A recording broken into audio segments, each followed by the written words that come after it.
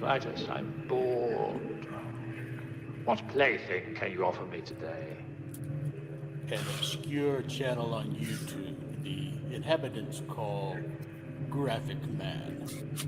How peaceful it looks.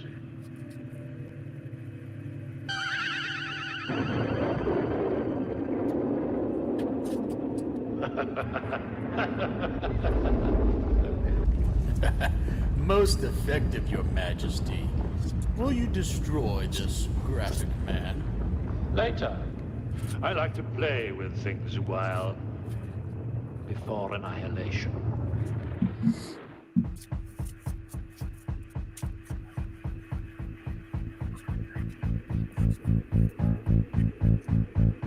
Graphic Man, he likes to draw stuff.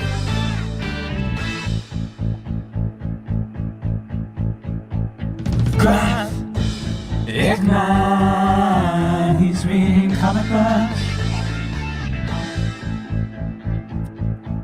Do you know how close he came to being activated this week? None other than Graphic Man, he streams on Wednesdays.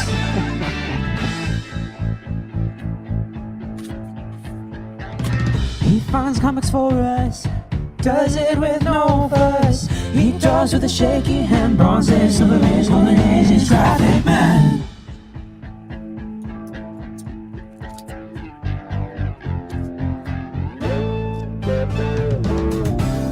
Graphic Man is just a guy from Missouri, and I'll never stop drawing till his eyes get blurry. Please, someone stop him. I'll never stop drawing. Thought it was a metaphor, but I just never stop it. Please, someone help him. It's been 36 hours. You have to stop drawing. Please stop drawing. Graphic Man, won't you think of Why are you still drawing? Stop drawing. Please stop drawing. So long. I'm staging an intervention. Just keep drawing. How much paper do you have? How much paper is there? How much paper? Did you start cutting down the forest?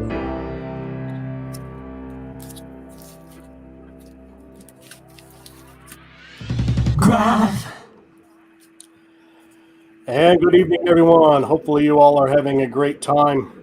We are back, and hopefully not as under the weather as people would think. I'm apparently have either some form of flu or Omicron. Don't know yet, but I've been tested, and now I'm waiting for the highly efficient technicians to get back to me in a couple of days. So it's good to see this great cast. We've got Dr. Silver Age, Paulo. Eric, for some reason, is cheering about the Cincinnati Bengals tonight. Steve has joined us, and Howler has joined us. Good to see you, gentlemen. And Jackson Roykirk has joined us at this time. Earlier, Lead Paint decided to show up hours and hours early. So he wanted everybody to know that there is on YouTube a great conversation regarding Stan Lee and or Jim Shooter and Chuck Mazansky. And so he wanted everybody to know about it. I told them I would flash his comments on the screen for you guys. So if you want to look into that later, that's quite all right. And I really agree with this last comment he makes. So, and we're joined by Spinner Rack Studios. It's good to see you, sir. Hello. Good evening. So we have a full house, and I hope everybody is itching and raring to go. It's kind of a new year, a new beginning, and to start us off, before we go to Massachusetts here in a second. Our fearless leader wanted to wish us a good, happy new year. There's a lot of reason to be hopeful in 2020. There's a lot of reason to be hopeful in 2020. And so we're going to go to a very hopeful person right now, Dr. Silver Age, who's looking forward to 2020, I'm sure. So take it away, Rod. Okay. Well, I know tonight is basically potpourri, so I got plenty of stuff in boxes hanging around here. So we're gonna see what we can drum up here, and some of it I just got in the mail today, so we get to share them with you, enjoy them.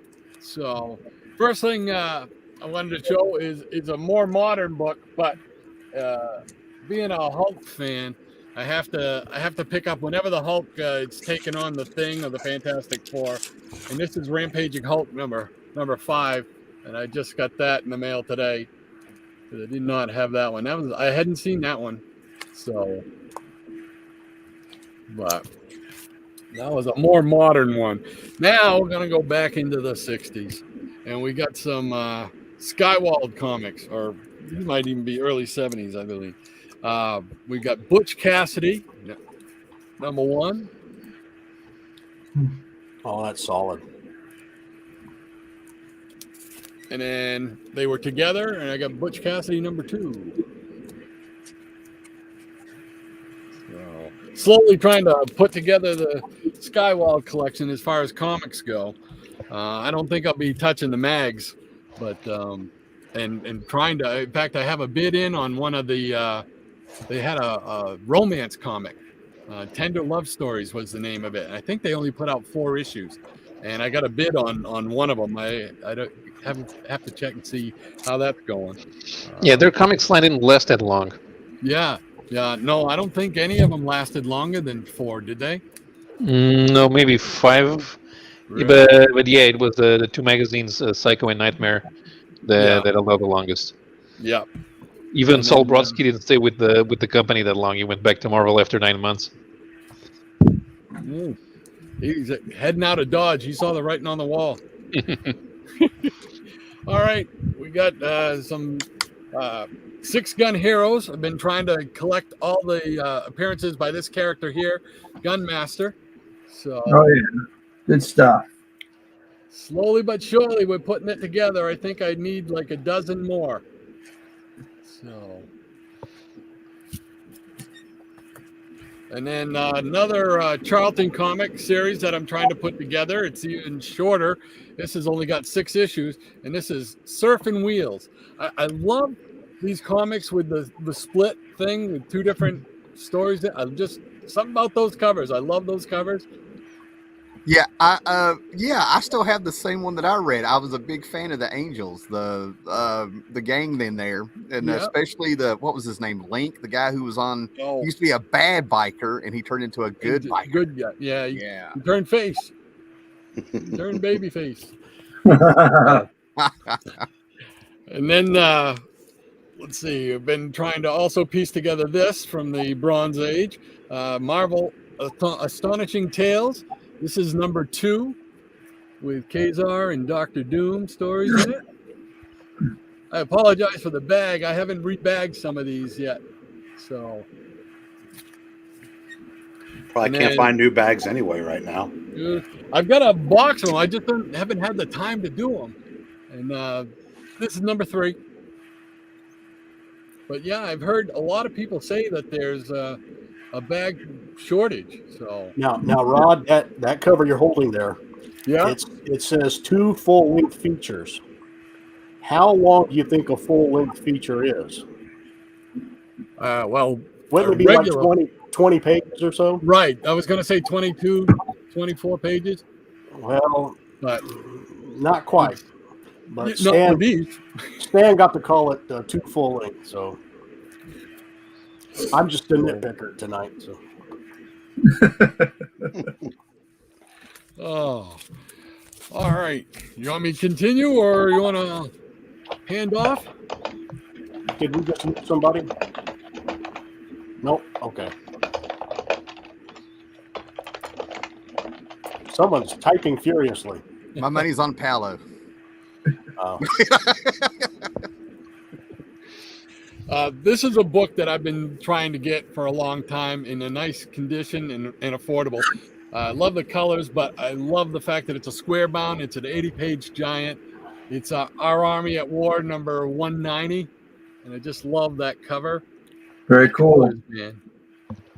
Great cover. Yeah, the colors really pop, and I'm trying to get all these, square bound 80-page giants and whatnot. So slowly but surely, like everything. And then everybody knows another thing that I collect is the 100 pages for 60 cents. This one here is Young Romance number 204. And these ones are really hard to get, man. These romance. The drama. Yeah. So much drama. Yeah. Mhm.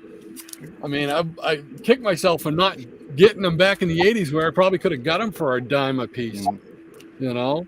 And then sticking with the 100 pages, I got two more that I've got one more to get in this series, Unexpected. And this is number 159. Nice. And then this is 161. Oh, look at that. I think 158 is the last one I got to get out of these. It's either 158 or 159.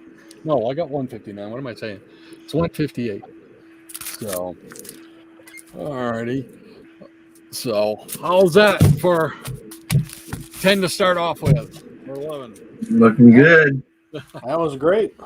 So, looks like we lost Spinner Rack for a second, but he'll probably be back in.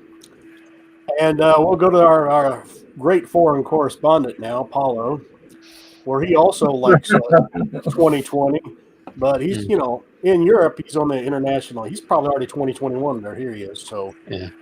Well, we are going back to the 70s in French. So let's share the screen here.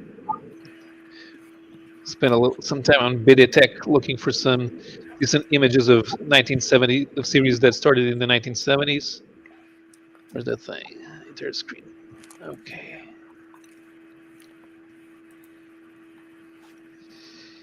So let's start with. So I picked the first 7 albums of 6 different series. So I'm going to show 2 now. This one is Benoit Brisefer, which had some stories in English in the UK under the name Benny Breakiron, which is a fairly correct translation of his name.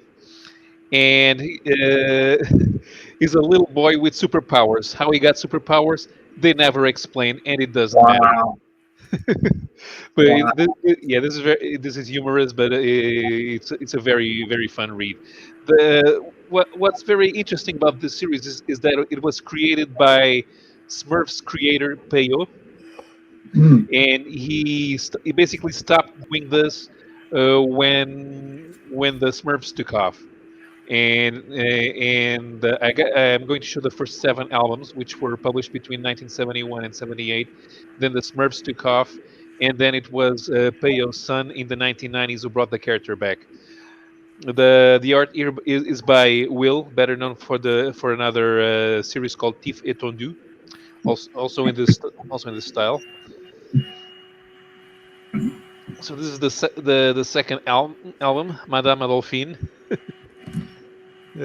She's a neighbor.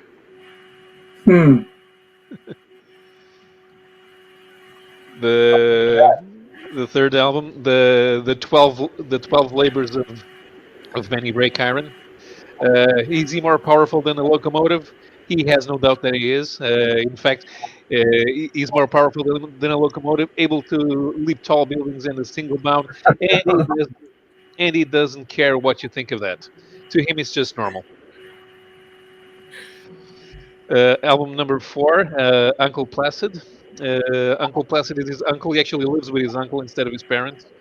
And his uncle is supposed to be a spy, but he's not a very effective one. It's the guy here in black with the hat. Album number 5, The Circus Bodoni. And he's being introduced look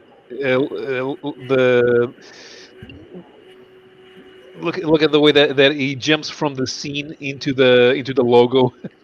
Yeah, that's cool. Yeah, it's being introduced as a part of the circus here, but Of course, he doesn't need to be in the circus. Madame Ophine is back here.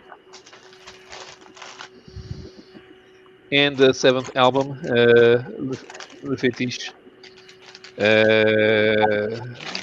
More with a bit more horror here, as they're stuck in the museum. So So the second series I'm showing now is actually made by Spanish creators, Dani Futuro. It's kind of forgotten now. There are actually only 7 albums, and it was a rage for a while in the 1970s, but it's disappeared. It hasn't been kept in print by anyone, not even in Spain. The creators are writer Victor Mora and artist Carlos Jimenez, and this is a science fiction series, but this monochromatic style, it's kind of to indicate that it is very psychedelic. Makes Barbarella look not in terms of sexuality, but makes Barbarella look really tame in comparison when it comes to exploring what the artwork can do. This is the second album with the like one object as one color, and that actually ends up being very attractive on the stands. Volume 3, The Planet of Curses. In Volume 4, The Masters of Psychedelia. So we have a more traditional color scheme, but this artwork is so crazy with all those little alien imps around this tree. It looks like an unnatural outgrowth of reality.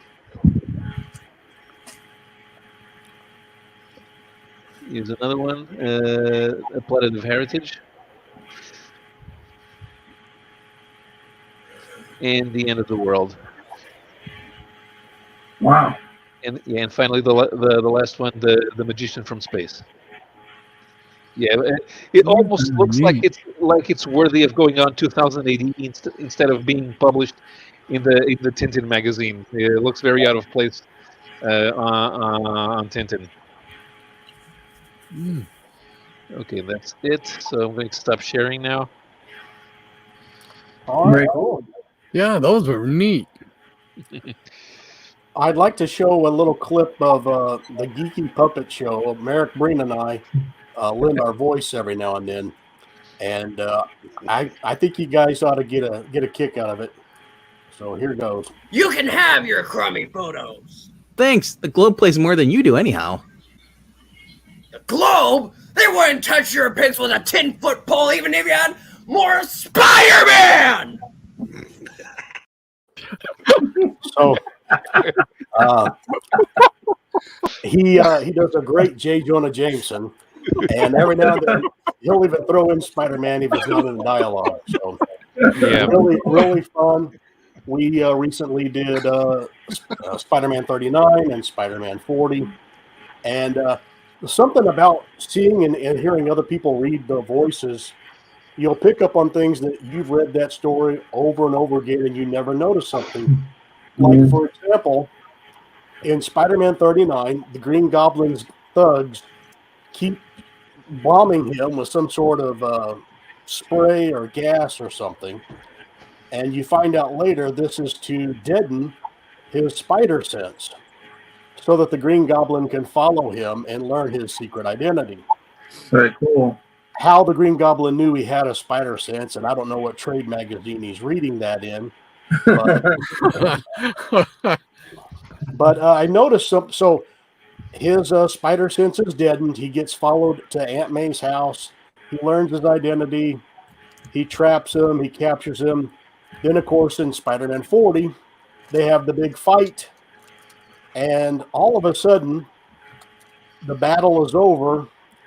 And he doesn't know if Norman Osborn is pretending, but he says to himself, hey, my spider sense, it would tingle if there was any danger here.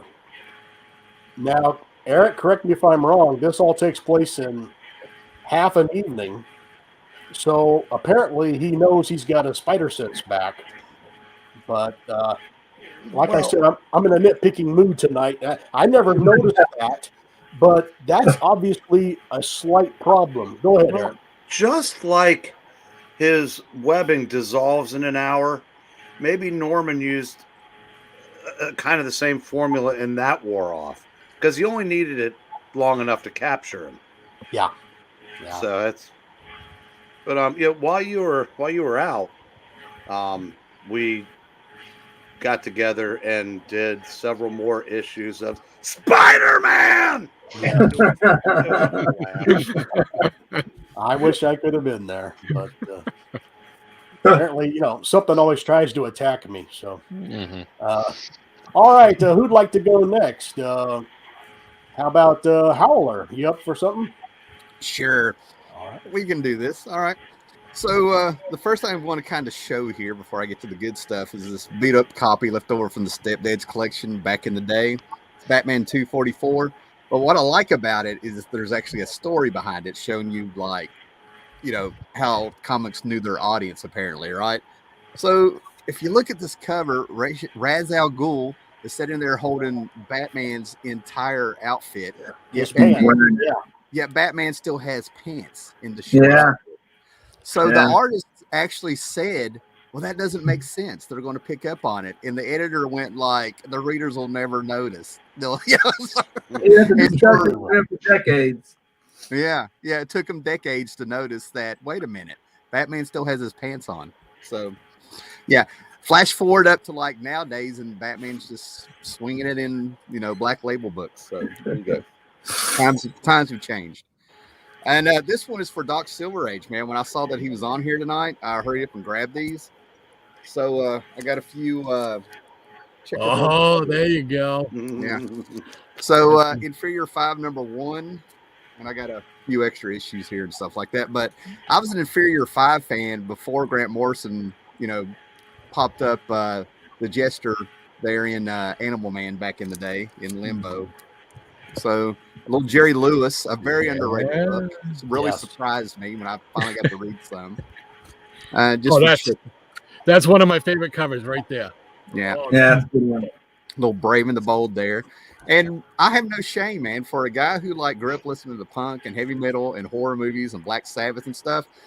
Give me my, mods in my, glam rock from the 70s. You know what I'm saying? There you go. What's going on? So Scooter #1, and a whole bunch of them, the Hulk popping up in there, So swinging with Scooter, man, I have no shame. I like it. Later on, it turned into this thing where they took the Scooby-Doo gang and mixed them with the Archie bunch. In my opinion, I'm like, you lost a great thing. What are y'all doing? Yeah, and then I'm just kind of showing off these here. This one, the first appearance of Shaggy Man. I've had this since a kid. I don't know whose collection this came out of when I was a kid. But and then a beat up another one just for the checkered board there. All right. Awesome. Okay. And I don't know what the limit is here, but basically when the thing was it's going to be very casual stuff, I've got a whole short box of Silver Age I haven't been through in years, and I'll have another box of Bronze Age, so I'm good to go. Y'all just Sure. All right. So just to keep things light here and stuff like that, I have no shame about this either. And I also found out Steve Rude Steve Rude. Yeah, Steve Rude's a huge fan because I follow him on Facebook.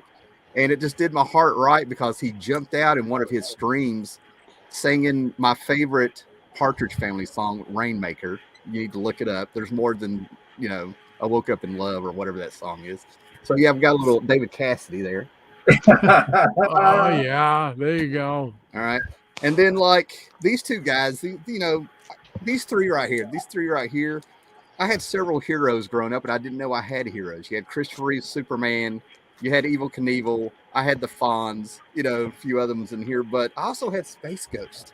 Oh, yeah. Space Ghost is the man.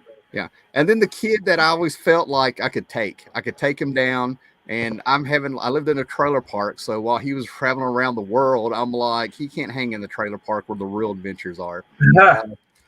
Johnny Quest. Gorgeous. The the 1964 Gold Key, the only comic of Johnny Quest that came out, and it adapted the Mystery of the Lizard Men and stuff. Very happy to have found this and got a great deal on it. And I don't know where this came from. You know, I said what my heroes were and stuff, but I have absolutely no idea. I cannot remember where I bought this. Nice. I've got the Evil Knievel. I can't remember where I was at, but you know, I was getting beat up about liking Evil Knievel and having. Oh, it was on another show. Paolo was there. We were talking about toys. The Evil Knievel toy, where you would have a tower and you would run him and he would take off.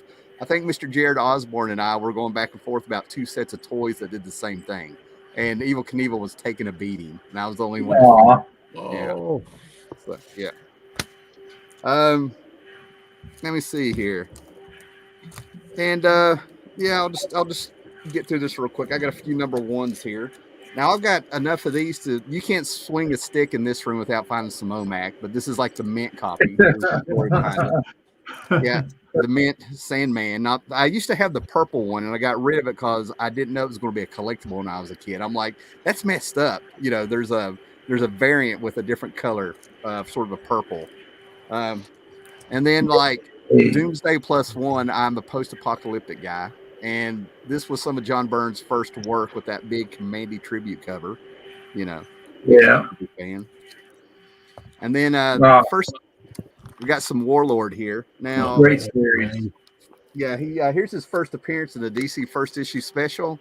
And the story is that it took forever for me to find one, like a really good one to get. I wanted the first appearance of the Warlord because it was all over the house when I was a kid. And I had the toys, the He-Man looking toys back in the day, right? So I get this and I'm reading it and I'm like, this is so familiar. Well, they put it in issue number 11 of the Warlord. They put a beginning of a story. They took the pages from this, put it in the book, and then gave it and then added. They bookended it with some new pages. But I was reading this like I've read this. I was so disappointed to find out I'd already read it. And I'm positive it's Warlord number 11 because you can tell I'm a little petty about it. You know? So, and then the number 1 of the Warlord. Nice. Yeah. Prez number 1. Yep, Prez. And Joker number 1. And Sweet Christmas. It's very nice. Done. Yeah. All right. That Joker number 1 brings back memories, boy. All right. Will Spinner, it's great that you can join us. He's home early tonight. So I'm going to go to you, Spinner. Okay. Yeah, I worked at home today. I've been having some internet problems, so if I kind of faded in and out, I apologize. I was going to start out with something else, but since you guys wow, were talking about this, I pulled this issue. So Spider-Man's my favorite character. He's the character that got me into comic books. And this may be my favorite Spider-Man cover of all. Wow, nice. That is just, and it looks like a beautiful copy on top of that. Yeah, it is. And one of the reasons because it's my favorite. And I can remember the first time I saw it and got it, you know, it's just like, I was astounded, you know, what's Peter Parker doing partially undressed there? But what I pulled a couple of things maybe of interest with the NFL playoffs going on. I don't know if you guys recall this, but back in the early 90s, around 94, Marvel did a magazine in conjunction with the NFL. Cool. And it didn't do real well. I don't know how many issues there were, but there weren't a lot. I have probably 3 or 4 of them. But they have articles, you know, about comic books and, of course, the NFL. But the interesting thing is that, let me see if I can find it here. Yeah, they would have inserted kind of a mini comic book. You can see it's a little bit smaller size than the rest of the magazine. So this is kind of a regular size magazine. But it didn't do real well. And of course, that's Joe Montana there. And Here's another issue. I believe that's what, Jerry Rice, probably. Yeah. Yeah.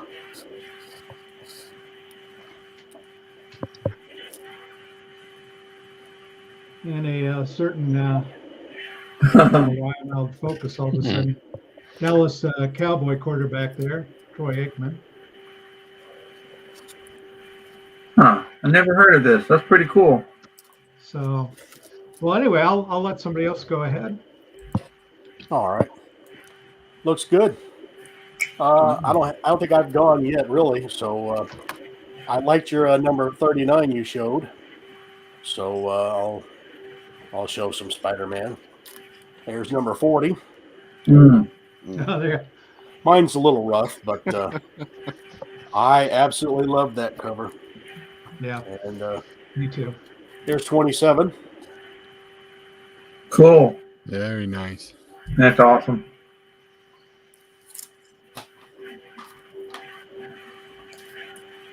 And number 11. Muted. Mm-hmm. 12. And you can see the tape. No, I don't see any. What tape? Not bad. Is that, 41. Was that the issue where Mary Jane was introduced? One all went away. Yeah. Okay. Oh yeah. Great cover. Hmm.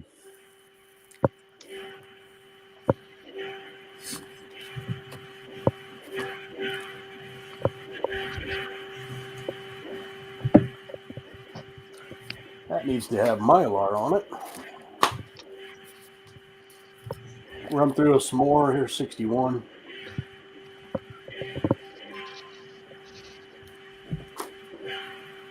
Kind of a rough condition, 63. Well loved. Yep. 64. Wow. That's nice. 85, the schemer.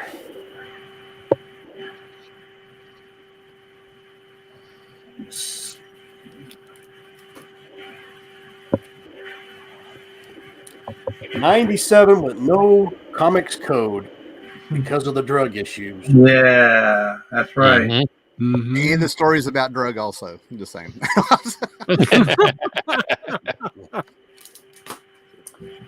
And a really good underappreciated cover, I always thought. One. Great colors. Mm. Very nice. Graphic All Man, who was your favorite Spidey artist? I don't mean to put you on the spot. But... Oh, I have a soft spot for the Ditko era, but Yeah. Romita honestly can't be beat. Yeah, I agree. So, And I assume you're talking senior, not junior, right? yes, definitely. Yeah, and don't you feel sort of a guilt when you say that? Because I'm the same way. I mean, I love the Ditko stuff, but you go with you put them side by side, and yeah, you got Gwen and Mary Jane floating around there. And, I thought Ditko did good drawing Betty Brant, but Romita did fantastic drawing Gwen and MJ. So yeah. So if you want to go by girls, but all right, Steve, would you like to go now? I'm ready to roll. All right, let me get caught up on the chat. Yeah, I got a few other things outside of comics, and it's cool that Tim's here, apropos that he's visiting us today. Because I've got this Michael Moorcock, the weird, the White Wolf. Yes. This the Michael Moorcock cover. These dolls are hard to find of the Moorcock books. I got that one, and I got the Stormbringer. Yeah. Cover. Yeah, when Elric popped up in Conan, Barry Windsor Smith apparently used that cover on how to draw Elric, and it's That's wrong. right. He had a helmet. That's right. Yeah. He got the pointy hat. That's right. Yeah. Yep. Very cool. So that was a great find. Picked up a Smiling Jack, another big little book. Smiling Jack. So I'm very happy with that. The spine, very, very cool. Congratulations, Steve. The spine looks great. Thank you. And this is the Smiling Jack and the Stratosphere Ascent. So there's a stratosphere right there he's ascending to in his aeroplane. Yeah, I'm pretty happy with that. Also for Christmas, my wife got me this awesome book, Secondary Superheroes of the Golden Age by Lou, I guess it's Mogan. I don't know how to say his last name, but it's text about obviously and there's pictures and stuff too, but secondary heroes from Fawcett, Centaur, and all them other publishers. Got that. And the Steranko, Nick Fury, artist proof.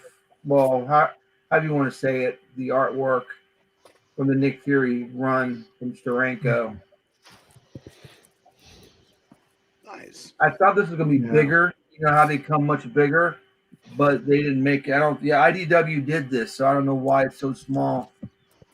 And I picked up the Art of the Pulp Fiction. It's still shrink wrapped. I have not pulled it. Oh wow! Yeah. Ooh. Yeah. So this is pretty. I'm looking forward to sitting down looking at this. Yeah. It's pretty neat. Now on to our 4-color extravaganza we've got going on here. Again, this is a random box like everybody's talking about, and maybe I've showed some of this stuff before. I just know this was a box that was accessibility to this box. So I yanked it out, and we have Strange Tales 161. Beautiful Steranko. Nice. Yeah, thank you. Nice. Very nice. Another 165. Cool. Cool stuff. Of course, the classic American flag cover. Yeah.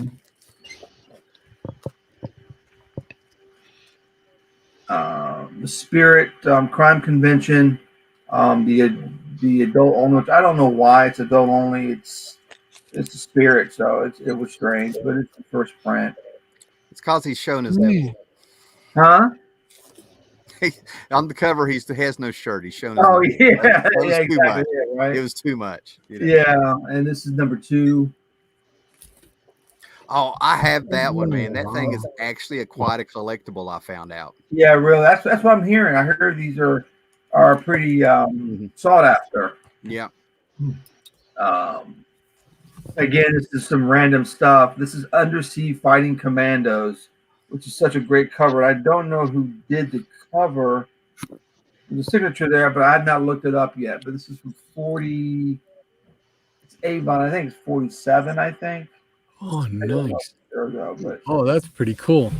yeah, pretty cool Frogman action going on. Never saw that, Steve. Never saw that. Neither have I. Oh, really? Yeah, that's cool. I don't know how many they went up to. They didn't go that far. This is the series. Amazing Fantasy number 9. My man Tim Boomba. Oh, nice. Yeah. Very nice. I'm going home now. I'm done. Yeah. Oh, yeah, right. You're 6 issues off though there. Yeah, exactly. What do you mean? I'm so what are you talking about? Tales of Suspense 25. I know I'm a few issues off. I know. If you pull out the first appearance of Zimnu the Hulk, I'm out of here. I wish I had. I really do. Weird Fantasy number 8. This is believe it or not, this is the only EC that I own, believe it or not, other than reprints. Is it a Wally Wood cover? I can't tell. No, it's Feldstein. Okay. Yeah. It looks like a wood approach, though, the inside of the ship. It does. The people didn't look like wood, but the monsters I couldn't tell. Yeah. Yeah. Okay. Monster, alien. So, yeah. I think I showed these before. Let me just skip these for right now. I think I just saw them when we did our sci-fi stuff. I'll come back to those if I need to. We got House of Secrets, number 66 with my man Eclipso. April 30th of 64 is a date stamp on that bad boy. Oh, yeah. Nice. Beautiful. Yeah. Thank you. And Mystery in Space, number 97, the day Adam Strange vanished. Okay. I'm good for right now. We can go to somebody else. Thank you. Nice stuff, Steve. That was Thank great. you. Now, Eric, I know we could go to you, but I don't know. Do I need to go to Rod real quick again? Are you fading fast? Or No. You can go ahead. We still got plenty of time. All right, Eric. All right. Well, we'll take a couple of things that way. Tim, all the cool kids. Yes. Yeah, baby. Listen, you got to do a reading of that with the puppets because I just love that square groovy dialogue with the DC editors trying to talk like they're kids. Yeah. Oh, that would be funny. Hello, fellow kids. Let's see. Got some cheap plugs there. This was the last thing we did on Geeky Puppet Show, so Nice. check it out. Classic book. If I swear to God, every time Puppeteen yells Spider-Man, I laugh. I don't care what the context. I want that as my ringtone. Real quick, couple things I picked up today. Third issue of Shudder. Oh, that's cool. Is that a good read? Is that a good read? It's as good as it can possibly be in 2022. They really do recapture the old Warren magazine feel. Do they? Okay. I am going to put out, I hope it is better than issue 1. It was like they had nowhere to go but up, in my opinion. So, number 3, hopefully. Did you read, were you a Creeps reader? Yeah. Okay, so maybe just doing, maybe there's one lemon there. Latest Alter Ego. Oh, sweet. I haven't picked that up yet. That's a nice one. You mean Sweet Christmas. Yeah. Two references in one night. Now, proof that I got this. I pulled this off the shelf to read it so I could make fun of it when it came up. Ended up actually liking it. Wow, that's some high praise. That's an Adam Hughes. Is that an Adam Hughes cover? I don't think so. Okay. Or if it is, he no, Jen Bartel. Wow. Let's see a couple of comics here. So an issue of Adam 12. Cool. Oh, wow. Yeah. That's very cool. Yeah. Archie as Pure Heart the Powerful. Yes. I love that. Another issue. Those are really, really good. I'm not even kidding. You know, I used to have a complete set of the Avengers, and now I do again. There you go.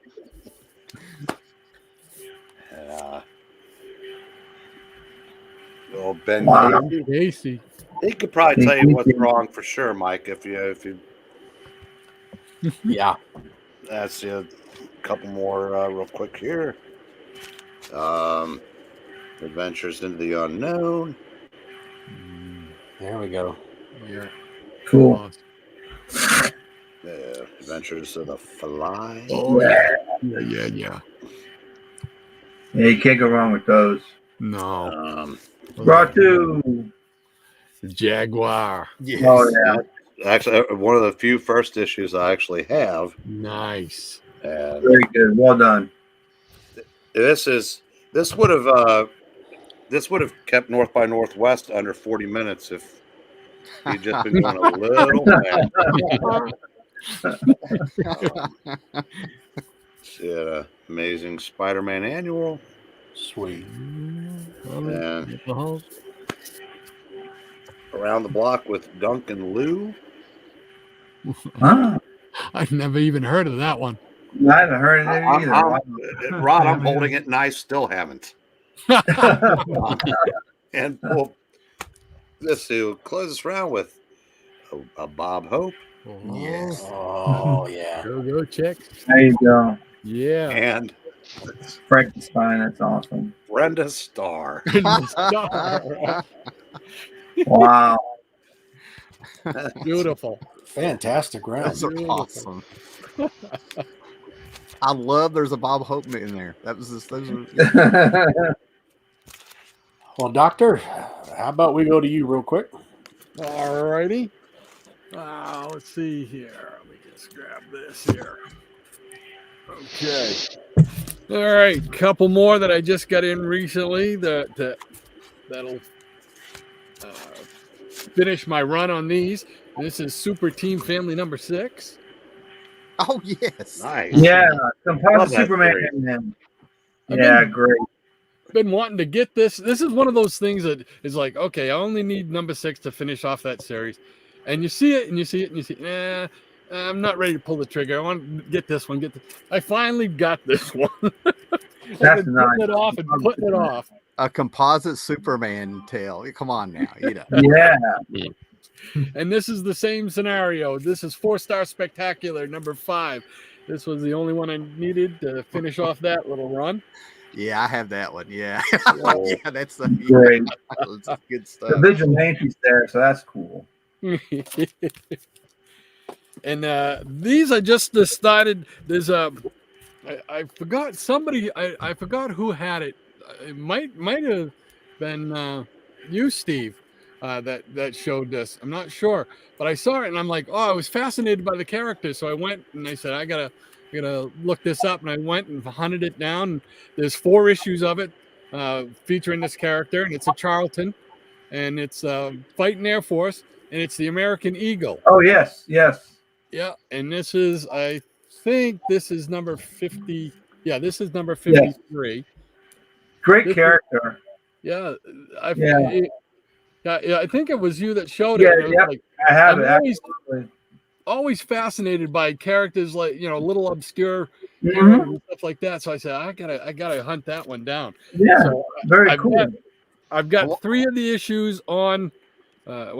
I've got 2 of the issues here. One's coming in the mail, and then I just got to pick up 1 more, and then I'll have the run for that. And Nice. I'm really anxious to read it.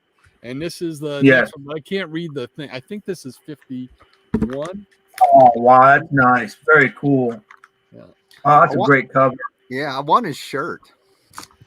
Yeah, sure. Oh, it's so cool.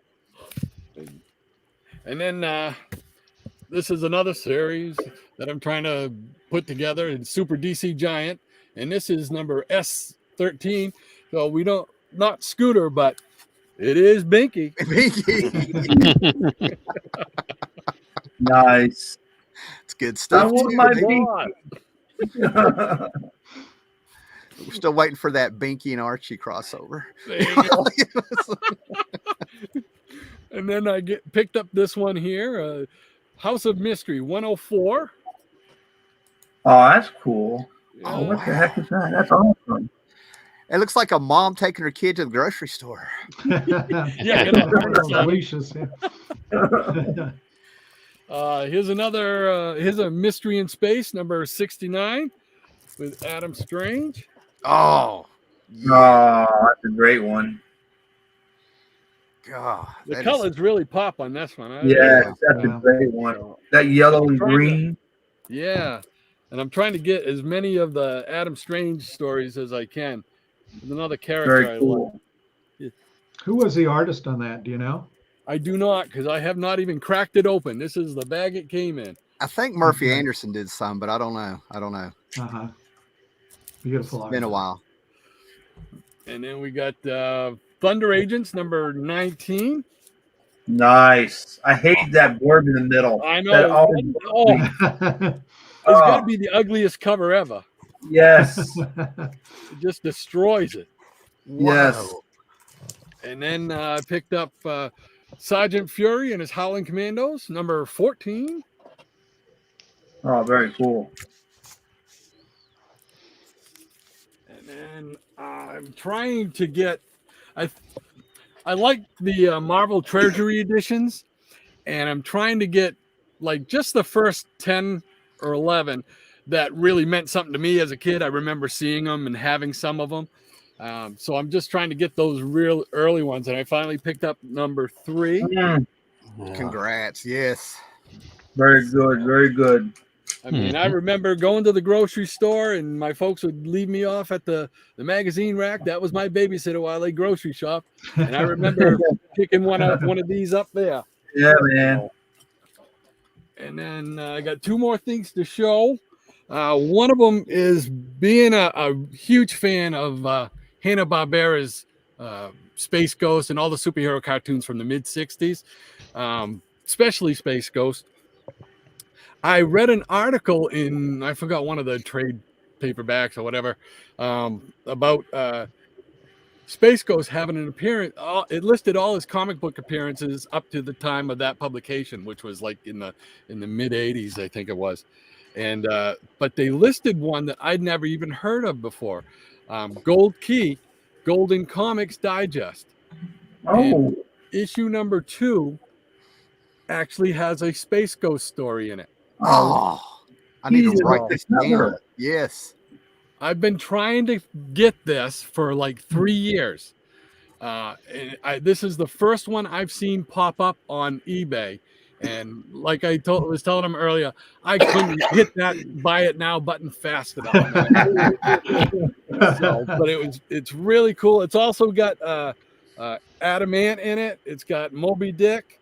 It's got like a puzzle page by Shazam. So I mean, Hanna-Barbera was well represented in here, and I couldn't wait to get this thing. So I'm just trying to. There's the Space Ghost first page of the Space Ghost. Oh, that's nice. That's awesome. Congrats on finding that. Yeah. Man. That is perfect for that size book too. The way those panels were laid out. Way to go, man. They were, and they're all. The story is 2 panels per page. Oh, cool. Yeah. Sorry to interrupt, Rod. Micah, would you mind putting a link in the chat so Eglinton can jump on? Would that be okay? Oh, okay. Yeah. Go ahead, Rod. Okay. And the last thing I want to share is staying with Hanna-Barbera. I don't think I've showed these on Micah's show before. I got these back in the late 80s in the back of the Comics Buyer's Guide, and the ads. People used to sell comics and all kinds of stuff. Well, I picked these things up. Okay. Wow. These are reels, actual reels with the cartoon on them. The top one is Fantastic Four. You can't read it very well. Is a Fantastic Four. Wow. I think it's the Diablo episode, if I remember correctly. Oh, wow. And then the other one here is. Whoop. Did we lose you? Oh, no. We'll never know what that other film was. Oh, no. He showed it to me earlier. It's Mitor and why? I forgot. I don't know, Paulo. That's do you cool. remember? But yeah, Are they're they big. 35mm reels. They're the big reel. Yeah. Probably an hour. I don't know. So I was wanting to show him this. Here he is. Here he is. Oh, okay. Yeah, Hey, we sorry lost about you. that. I laid the thing down on my mouse and it killed me. This second one, I don't know if you can read it, but it says Moby Dick and Mighty Mitor. Wow. So Very cool. yeah, I couldn't believe it when the guy was selling them, and just to show you, they're on a reel like that. Yeah. That's cool. And That's I've all right. never ever seen them for sale anywhere else or anything like that. and I've never been able to show them because I don't have a projector like that. I did get the Fantastic Four one put onto VHS, so I have a copy of it in my video library. But these things, these are just so weird that I had to get them. You know? So wait, what movie is that? It's cartoons. It's Hanna-Barbera's Fantastic Four. I believe it's the Diablo episode. Okay. And then the other one is the Moby Dick and Mighty Mightor. My first job, I worked as a projectionist, and I worked with some of the last of the union projectionists. So I learned how to do reel to reel, which would be what you're looking at. Oh, cool! Learned how to so what you have is you kind of have a dual projector thing, and you set up one projector, and then you turn on the other one. So as you'll see that cigarette burn, right? You always heard about the cigarette burn. Okay. You see that cigarette burn, you click on for the other projector. So by the time this one gets done, that one starts up. And then you switch the reels. I worked with those, but by the time I left, it was the platter system. So you would have a standard movie is about 6 of the reels that you had. And you would put all 6 onto one big platter, and it would feed through the projection and then onto another platter that was on this kind of tower. Yeah.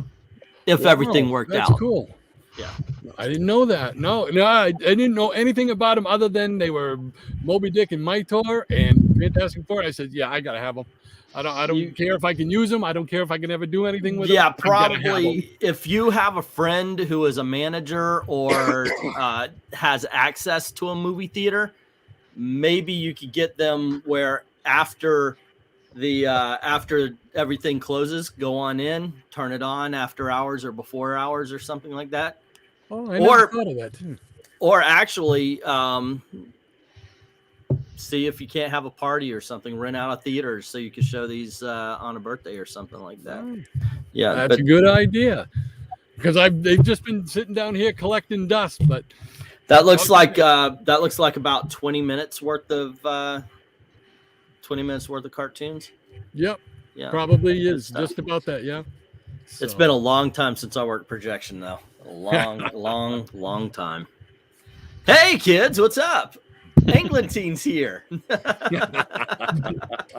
Howlermouse, what's going on, man? What's up? How you doing? Oh, it's been a while. Everything going okay? Oh yeah, man. See, last time you and I talked, let's see, there was good and bad news. Are you betrothed? I believe that was one of the good newses. Oh yeah. I've been married for a year and a half. Yeah. Yeah, it's been a year and a half since you freaking come onto my channel and said, hi, what's up, man? She's already going on vacations without him. Yeah. Newlywed, sir. Thank you, Matt. Thank you. There you go. But then I believe there was also a health scare of some sorts. Everything going okay with you and yours? Oh yeah. That's old. Yeah, we got past that pretty quick on that one. Yeah. It took me for. Yeah, we got past that pretty quick, man. We just took our time with it and turned out to be all right. Everything turned out all right. That's cool. That's good. Now everybody's got COVID, Omicron, Transformer disease. So we're all good now. If we're all sick, nobody's sick. Absolutely. I don't know if the Silver Age is going to be taken off in a little bit or something like that, but I wanted to show this real quick. This is Space Ghost, of course. Oh, yeah. And him back. Yeah. Okay. So yeah, man. But this is from 2014. It's a Fred Hembeck original that I got off. Cool. Yeah, you can actually get on eBay. I don't do it anymore because everybody's found them. Yeah. I have an OMAC one too, but he puts out series of cards about every week. And there's people who are trying to collect all the Doom Patrol or all the Legion of Superheroes. He spreads them out and stuff. And a lot of these little cards, they start out at $9.99, and I've seen them go for $120. Damn. So that's how come I don't have one yet. Yeah. Well, I found it early. Like I said, 2014. I got it for $9.99, and I have an OMAC here somewhere that's killing me because I haven't seen it in 2 years. That is cool. Very cool. Nice. All right, Rod, are you needing to bow out now, or? Yeah, I'm gonna bow out. It's my bedtime, so I gotta get up early like usual. So it's great to see everybody again. Great to see Sure, all thank of you, you. Rod. And loved all the stuff you guys show, man. I love coming on here and seeing what everybody brings to the table because it's Good all stuff. great stuff, man. I love it. So, all right, I'm out of here. We'll catch you guys next All week. right. All right, take See you, care, Rod. guys. Bye, Rod. See you, Fun bud. times. That is actually pretty cool that he had a reel to reel. I used to have one that I really don't want to talk about with a wife in the room, but we actually got complaints about certain scenes that got cut out of movies. Yeah. Well, it's also finding the reel to reels that aren't like they don't have. It didn't have. I mean, those looked like they were in beautiful shape. They weren't discolored. Didn't have the mold on them. The actual reels it was on didn't have rust on them. So yeah. Yeah.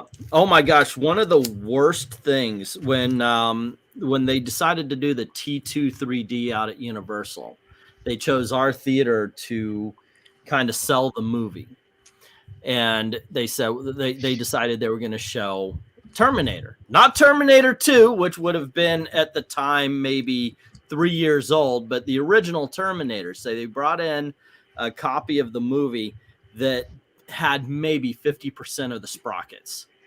So, and the way a movie is moved through the projector is the cylinders it goes past have sprockets, so it catches on and it holds it where it needs to go. And so I had to figure out a way to get this half a movie to play in our projectors. It was ridiculous. Looked ugly, but man, that is such a great film. That is such a great film. Nice. Paulo, if you want, go ahead and throw your screen on there. Okie doke. We're going to run to Paulo because I know, like the doctor, he needs to take off pretty soon. Mm-hmm. It's 2 o'clock now. Did Rod leave or did the aliens get him again? Well, hello, Paulo. It's like an Agatha Christie story, one by one. Everybody, Yeah. Right. Okay, so showing off the first 7 albums of Torgal. This is probably the best comic that was started in the 1970s in the French industry, created by writer Jean Van Damme and artist Gregor Rosinski from Poland. And this comic is the Pink Floyd of French comics. It's just that good. It's based on it's not a barbarian series. It has mysticism and mythology, and the Norse gods actually are part of the story. And Torgal is a king, and he needs to both curry the favor and avoid the wrath of these gods. This first album is called The Betrayed Magician. And yeah, the covers are painted. The interiors are not painted, but they're kind of done in the same art, in the similar art style. So yeah, very very detailed and very attractive. I was just glad Cousin Nick got a headband to part his hair with there. Second album, the Isle of the ICCs. There's always a lot of conflict here, and there are recurring adversaries that always come back, and their actions are very cerebral. It's not just about fighting. The third album, Les Trois Vierges du Pays d'Aran, and the fourth album, La Galère Noire, the Black Galley. It's another Jaguar. Au-delà des ombres. La chute de Braxarit. By this time, the universe is getting bigger and bigger, and okay, I'm showing. This is the seventh, l'Enfant des Étoiles, the Star Child, but this series is still going on. There are almost 40 albums, and even the writer Jean Van Damme has already retired. He's in his 80s now. But he found he found replacements that he picked out himself to take over from him. They're very respectful of the material. People have high expectations of what this series is supposed to be. There are even two different spin-off series that they're coming out at the same time. And so, yeah, this is a series that's going to go on for a long time. Funny thing is, Van Damme, he has he's an economist, and he has a series featuring spy action and corporate drama. But it's this one, the most fantastic that he created. This is the one that actually people flock to. Beautiful background on that. Mm-hmm. Okay, so going on a bit more of a cartoony style, this series is called Ricochet. So yeah, it's a bit of a pun, and yeah, it's action, but it's in a kid-friendly format. This came out of the Linkler style. It was published in Tintin magazine, and it's actually kind of fun once you get into it. It looks kind of dated, but it's a very fun read, and the artist Tibet is very good at drawing details. Look at the details in the cars. You can tell that that's a real Corvette. Yeah, this one, Mr. Apocol, another one. It's always high adventure, even though there are humorous moments that come from the backup characters, but Ricochet himself is always very very serious in his stories. Is not quite a detective, but it kind of works as one. Wow, look at that. There goes the Mercedes 300 SL. Wow. And the detail of this helicopter it's fascinating. I love how it feel like he has some G.I. Joe toys from the '60s, and that's what he used to as models and yeah, right. Yeah. I'm really not sure if the G.I. Joe line was available in Europe in the '60s. When they recreated the G.I. Joe in the '80s. That's when it was launched in force here. It even started under the name Action Force. Oh man, if that doesn't say Johnny Quest, I don't know what does. Yeah, but the thing is, T-Bay had no idea what Johnny Quest was. These guys didn't watch American cartoons. Oh, it's awesome. It's fantastic. Yeah. This one it's not the best cover. I don't think TB was very inspired on this one, but it was. I think on this one it tried to do a more appropriate style for what came out of Tintin magazine. I wouldn't be surprised if the editors at Edition Lombard told him, "Hey, do something that looks a bit more cartoony," because this one it's less action and the villain looks more. Paulo, is this name?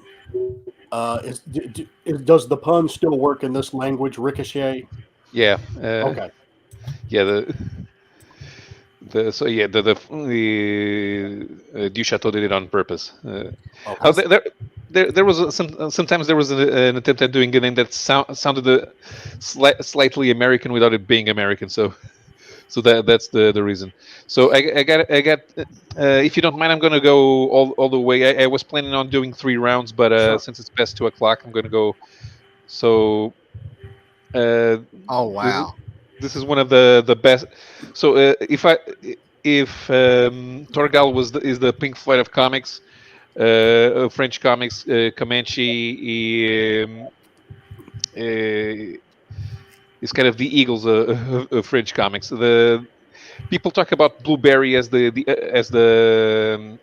best Western that was published from the French Belgian industry, but it's this one, Comanche,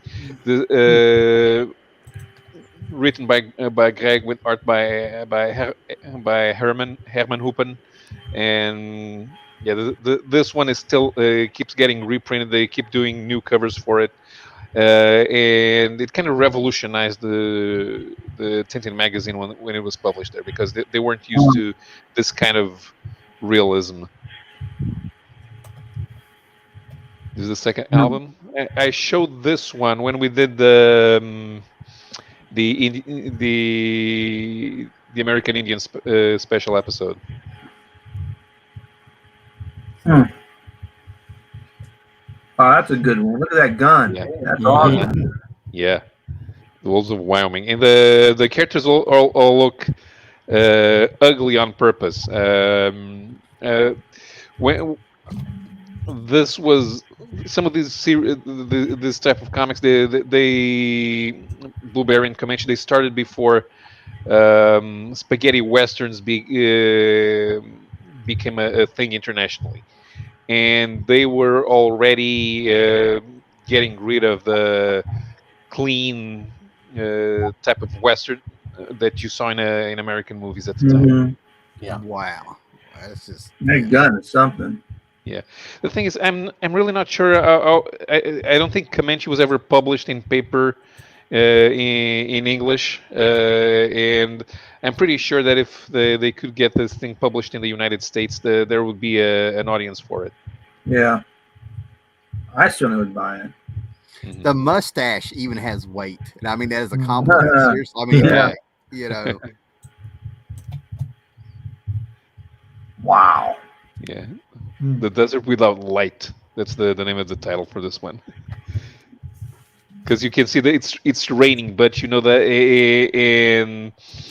and the ground is wet, but you know that you feel the desolation in the. Right. Yeah, I think I showed this one the other time as well. I bet you think Tim Truman knows who this guy is. So. Herman. I would bet that Tim Truman knows who Herman is. Yeah. Yeah, good call, Tim. And he uses all the secondary colors, man. The oranges and the purples. Here we got the green and the purples. And this is amazing. This guy's just like he's making it look easy.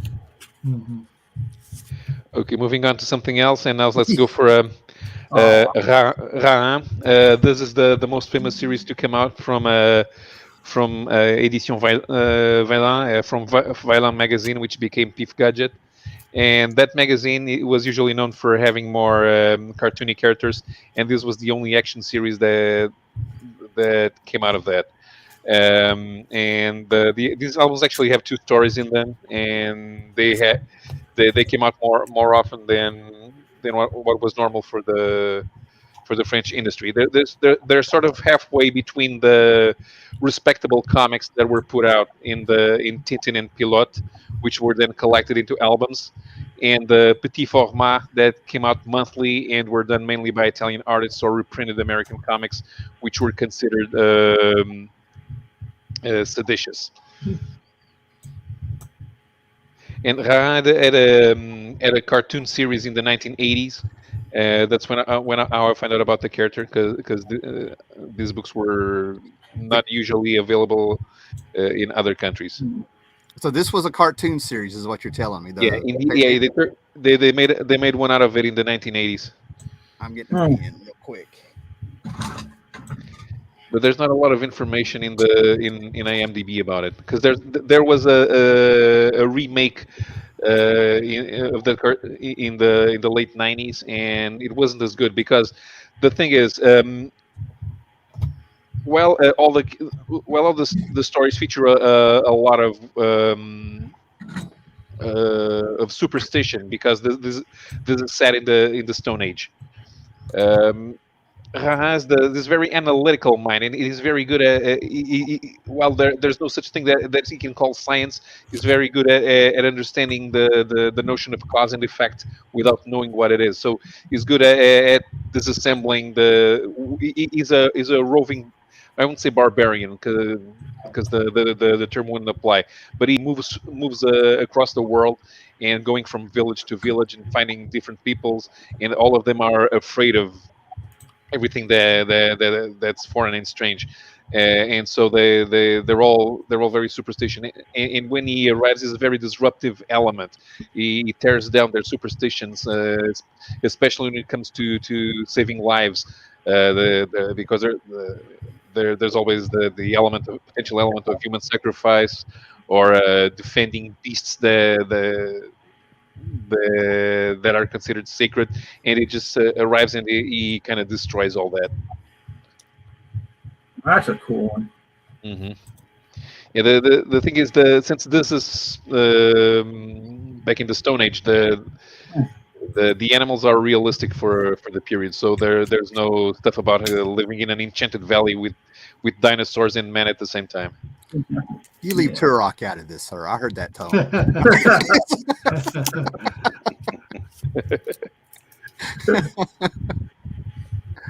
We do have a crocodile, so. Saltwater or fresh? Yeah. Or maybe an alligator. Yeah. And the last one that I have here. Yeah, the thing is, there are collected editions that collect a lot of these comics together, and they're like in volume 30 something. It's almost like a manga series. They keep putting out reprints of this thing, but unfortunately, Rahan was never very popular outside France. So it's a shame. Whenever I talk about this, I always have to explain what it is and where it came from and what's going on, because not many people know about it. Not even here in Portugal, it's not something that I can discuss with a lot of people, because they've never heard of it, or at least only know the cartoon. Yeah, I just realized I was ready to do a deep dive on YouTube later on or anywhere on the internet and find some of those cartoons. Now I'm realizing I won't understand a word if I do. Yeah, but it's like I say, man, you cannot be a comic book fan and not know at least one foreign language or two. I know a little. Now you tell me. Yeah.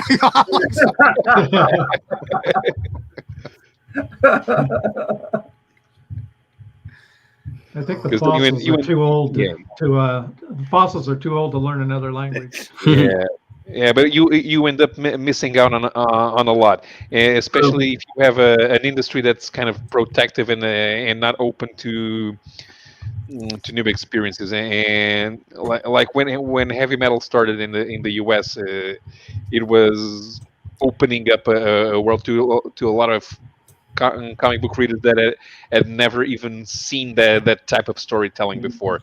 And but there's a lot of other stuff out there to find, and I love finding it. Even this show is this show that we do here every Wednesday. It's allowing me to discover new stuff.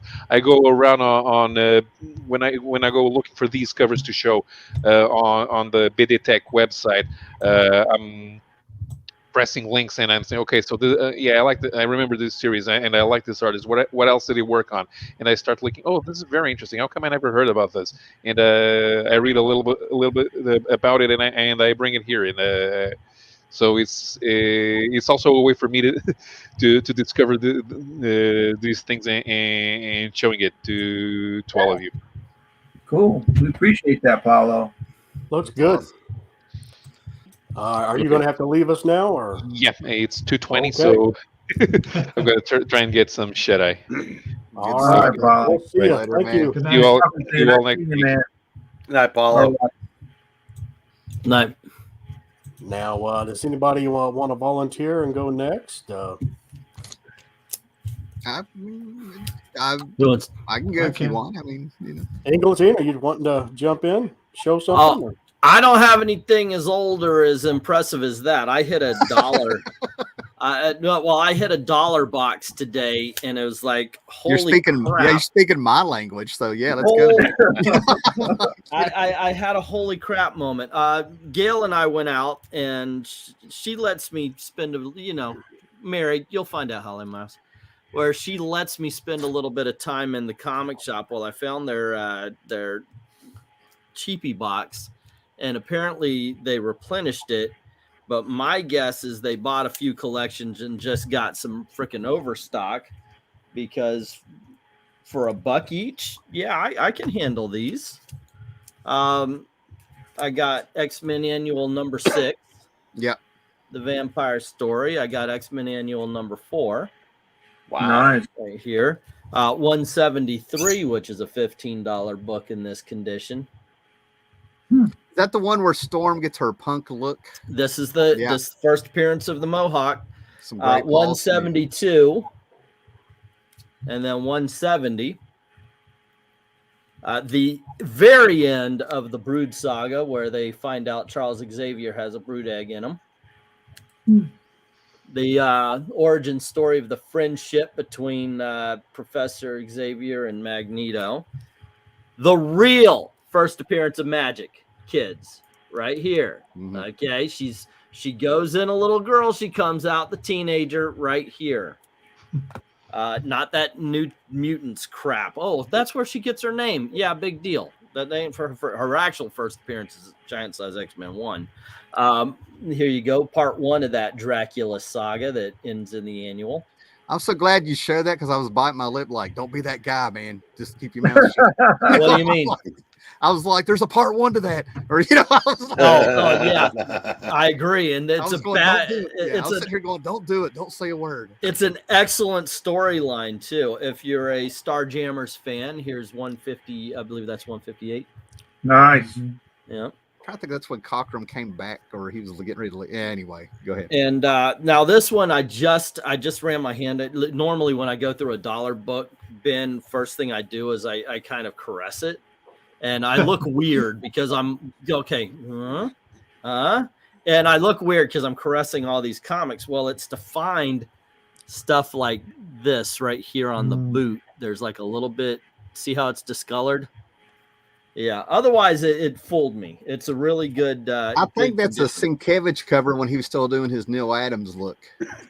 Oh, I'm not sure. It might be. And then we have issue 151. I'm going backwards here.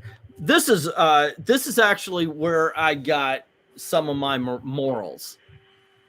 This is X-Men number 150, and this is where inside Cyclops. I don't know if it's the first time. But he says, where there's life, there's hope. And that's just carried with me. That's one of those life lessons I learned from comics. 149. First appearance of Caliban. 148. One of my favorite stories is the Doctor Doom story with the X-Men. So I got 145 right here. 146. Anytime you could get arcade in a book, to me, that's worth it. Got to have them bell bottoms. Yeah, and 147. And then Despair with 148. And because I know these are $15 to $20 books each, and there were 2 of them in the box, I grabbed 2 of these, the Origin of Galactus. And yeah, these were in the dollar bin. This guy... $1 each, kids. That's what I paid for them, and that's not what I'm going to charge for them in the auction, but that's what I paid for them. Yeah. So yes, I'm going back tomorrow because also today it's just a great day for England team. That's all. I went out, had a great time with my wife. We had a good dinner, and before we went, I was cleaning some receipts up, getting everything, and I pulled this envelope. One of my buyers, a gentleman we call Nerdy Texan Accountant, pays through Koger money orders. Well, apparently in September he sent one that I forgot to cash. So it's free money, man. I don't care. After that long time, it's like, oh wow, $140 free. So I'm gonna go back and when I get this thing cashed and just get a whole bunch more of. Oh, by the way, what they have there is a bunch of the early 80s Doctor Strange and what looks like damn near the entire John Byrne run of Fantastic Four. So when I saw that, I was like,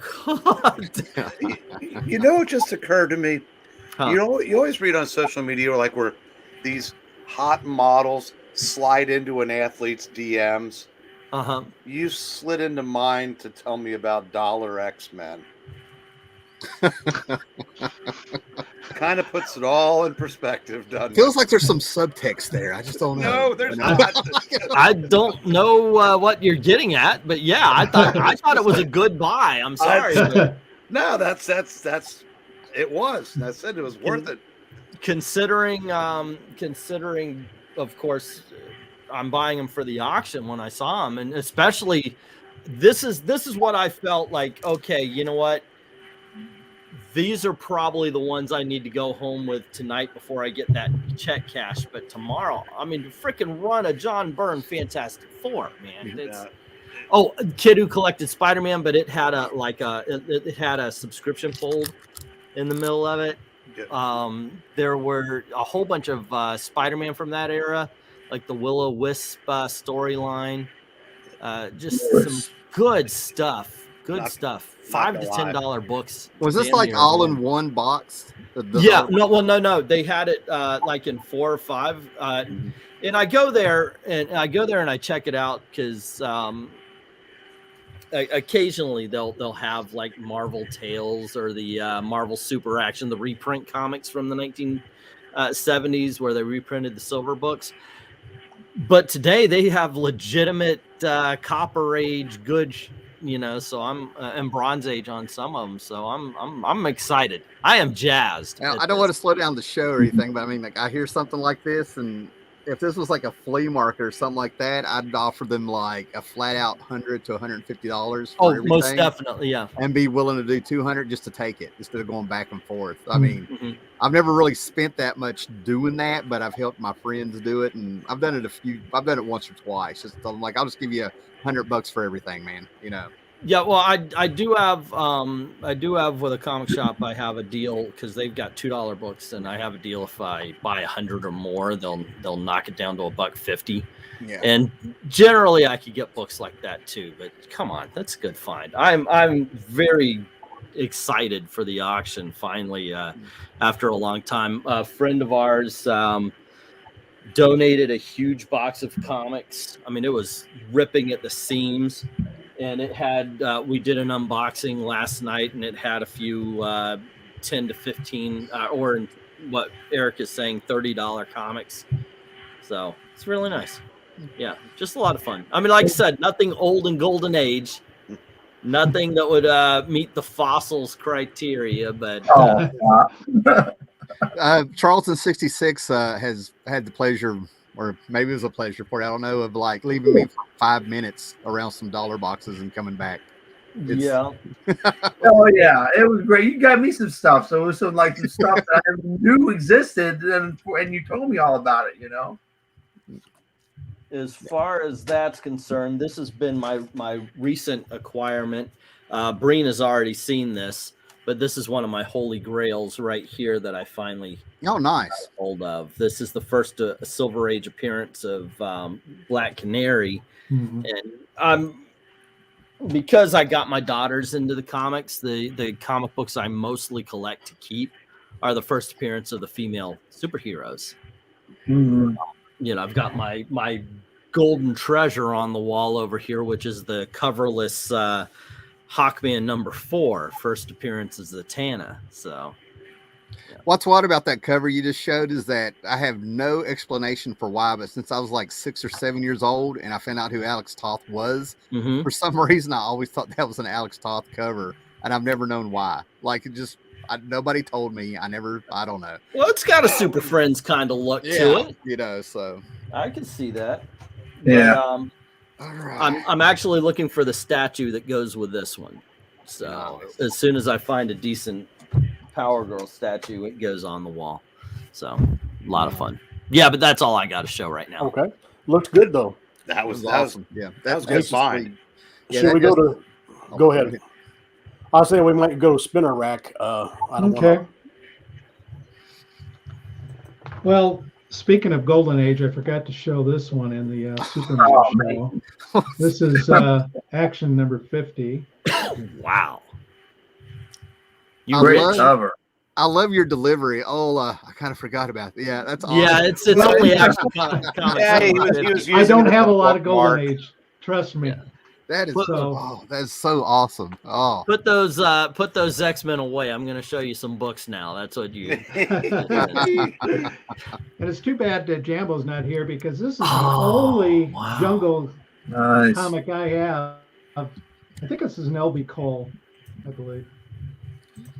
Man, wow. The longer you look at it, the better that cover gets. Gotta. Wow. And then moving into the Silver Age, this one typically is called the worst of the three covers for the Galactus Silver Surfer trilogy, but I really like it. Yeah, it's not a bad cover. No. I can see why it is the worst of the three. The other two, the brown background. Yeah. Well, the other two tell a story. This one doesn't. Yeah. This one's all about here is Silver Surfer. But in the first issue, you have the Watchmen, the crowds that are all looking up. There's a story told. Yeah, in the second one, you have Galactus blasting Fantastic Four. This one is straight up poster cover. This is one of my favorite Surfer covers from the Fantastic Four. Yeah. I love that kind of that bluish, purplish sky. Yeah. Good stuff. They got reflecting on his skin there. Yeah. And then going to kind of an oddball book. Oh man, that's lovely. This series I can never figure out. It's like a Western series, but then they've got a few covers that just kind of off the wall into horror, and it feels like some B movie I would see at the drive-in 1967. I mean, what is Barbie B's race? Yeah.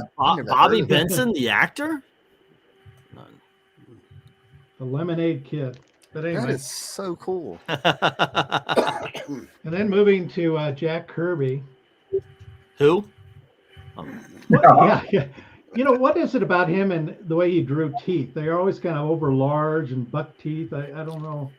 Well, he grew up in a poor part of New York, so that's all he ever saw. Lived in England for a while during the war. Thought that's how teeth were supposed to look like. And then here's an early X-Men. Sweet. Oh, that's cool. Number 34. Oh my God, what is that guy's name? Oh, Archon? No. Tyrannus? Yes, thank you. Yes. Archon's the other shirtless guy. the Perez one, the Destroyer.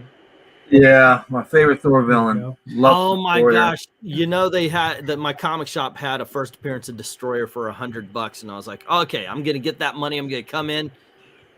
Back in 2006 or 2007, I ended up being volunteered, if you will, to coach a soccer team for my son. Mm-hmm. And when they asked what the team name was going to be, when I had to go sign everything up, I said the Destroyers because of that villain. Everybody else was naming their kids' teams the Smurfs. Oh, that's cool. I think this was the first issue after the Wonder Woman run, I believe. I have a friend. He collects Eyes in the Dark like that. Like this would be a cover he would get. He gets Spectre covers and everything. He would love and tell him about that. And then this cover here, X-Men 33, I'm dropping a video Friday morning. Interestingly, there were two prior covers that were drawn that were both rejected. And so I tell a story about that. One was by a guy by the name of Werner Roth. Yeah. And then the second rejected cover was by Gil Kane. Wow. And then, of course, Kane did this cover.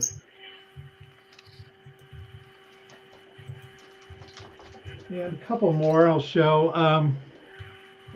This is one of my favorite FF covers. I got the 0.8 that goes with that. And this is a cover that I really kind of like, because actually, if it wasn't for one thing, it would probably be in the 9s. And I don't know if you can see, it's got the color bleed. Can you see that right there? Yeah, a little bit. Now you pointed it out. Yeah. Yeah, there's a little bit of color bleed, and then let's see. There's some on the back. Can you see it at the top there on the spine? And I think, if it wasn't for that, the book would probably be somewhere in the 9.0 or above range. Right. It's a beautiful, beautiful copy for a black cover.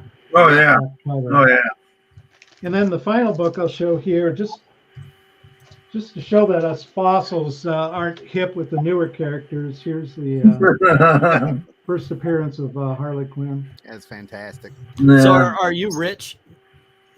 No. I'm just old. You just shared out what, about $1,000, $2,000? Well, that one alone's $800 to $1,000, depending on where you go. Yeah, I bought it. I bought it several years ago. So How do you think he afforded that flannel jacket there? I'm telling right, you. yeah. So. See, that's why Floridians are all in flip-flops. We're just poor. Steve, how you doing? Doing all right, man. Hanging in there. Let me run to you real quick. Okay. I don't know if I showed this comic on your channel or not, but it was in the box, so I'm going to pop it up. Hot Rods and Racing Cars, the first issue. Charlton. Nice. 1951. It takes place in Indianapolis Motor Speedway, which was where I'm from, so I thought it was kind of cool. That's a crisp-looking copy, man. Yeah, it's not too bad. A little roll on the spine, but it's not too bad. That's the Chinatown of comics because they were able to make cars exciting with that chase. Look at that. Yeah. Yeah. Oh, the movie. Okay. I'm like, Chinatown. Oh, yeah. Okay. And, wait, do you mean like French Connection? Oh, no. I've been watching the two Jakes. I messed up. You're right. Ah, okay. Yeah, gotcha. Okay. This is introducing the 58 Corvette in Charlton. Yeah, I got the schematics in here. This is from 58, number 36. Rod showed Surfing Wheels. This is number 1. I don't know what issue he showed. I can't remember. But that is the very one. That was my first one. I still had that from when I was like 5 years old. That very one. Yeah, that is the very one. Space War, all Ditko, I do believe. 1960, number 4. Nice. Outer Space, number 23 from 59. A giant hand cover. Look at that. Oh, yeah. Yeah, Charlton loved that motif. Here's the Hot Rods and Racing Cars, number 38 from 59. In this issue, the Lawbreakers. Daggone, man. And I'm too lazy to draw cars. You know, I'm like, oh boy, got Racket Squad in action, number 29 is the last issue. This is a notorious, not this issue, but this series of some of the Ditko covers. I think number 10 and 11 were pretty violent for the time, and they're hard to come by. Very expensive books. This is the last issue from 1958. Big Shoe Store presents Wild Bill Hickok, Bluebird Comics, which, you know, another advertisement for shoe stores to be given away with the purchase of shoes. I don't like how that bug on the bottom is staring at me. Makes me nervous. That's Timmy the Timid Ghost. There we go. Yeah. Okay. Those eyes follow me. Yeah, man. Yeah. This is number 21 of Outer Space. Great Ditko cover. Yeah. And switching gears quick, Black Hawk, number 23. This is because everyone has demanded it. We've asked for it. This is the origin of Chop Chop. So I know everyone was dying. I want to recount. I want to see those letters demanding that one. I'm just saying. Exactly, right? Exactly. I demand a recount of the Chop Chop. The Christmas outfits of the Black Hawk I was not a fan of. I just like the Black Hawk, so I still collect it and read it. But the Christmas outfit is, hey, Shannon. Pretty. This is number 206. What DC did a lot of covers with people making other people dig their own graves. Have you ever done it yourself? It is incredibly fun. The crying, the tears. Why? This is number 208. The best thing is when you make them dig their own graves, but then you feed them to the gators anyway. It's a Florida thing. That's the Secrets number 70 for this last show here. Another good old Calypso action going on. Well, that's awesome. Yeah. All right, I'm good for right now. We can move on. Thank you. All right. Well, let me show a 1953 Bugs Bunny.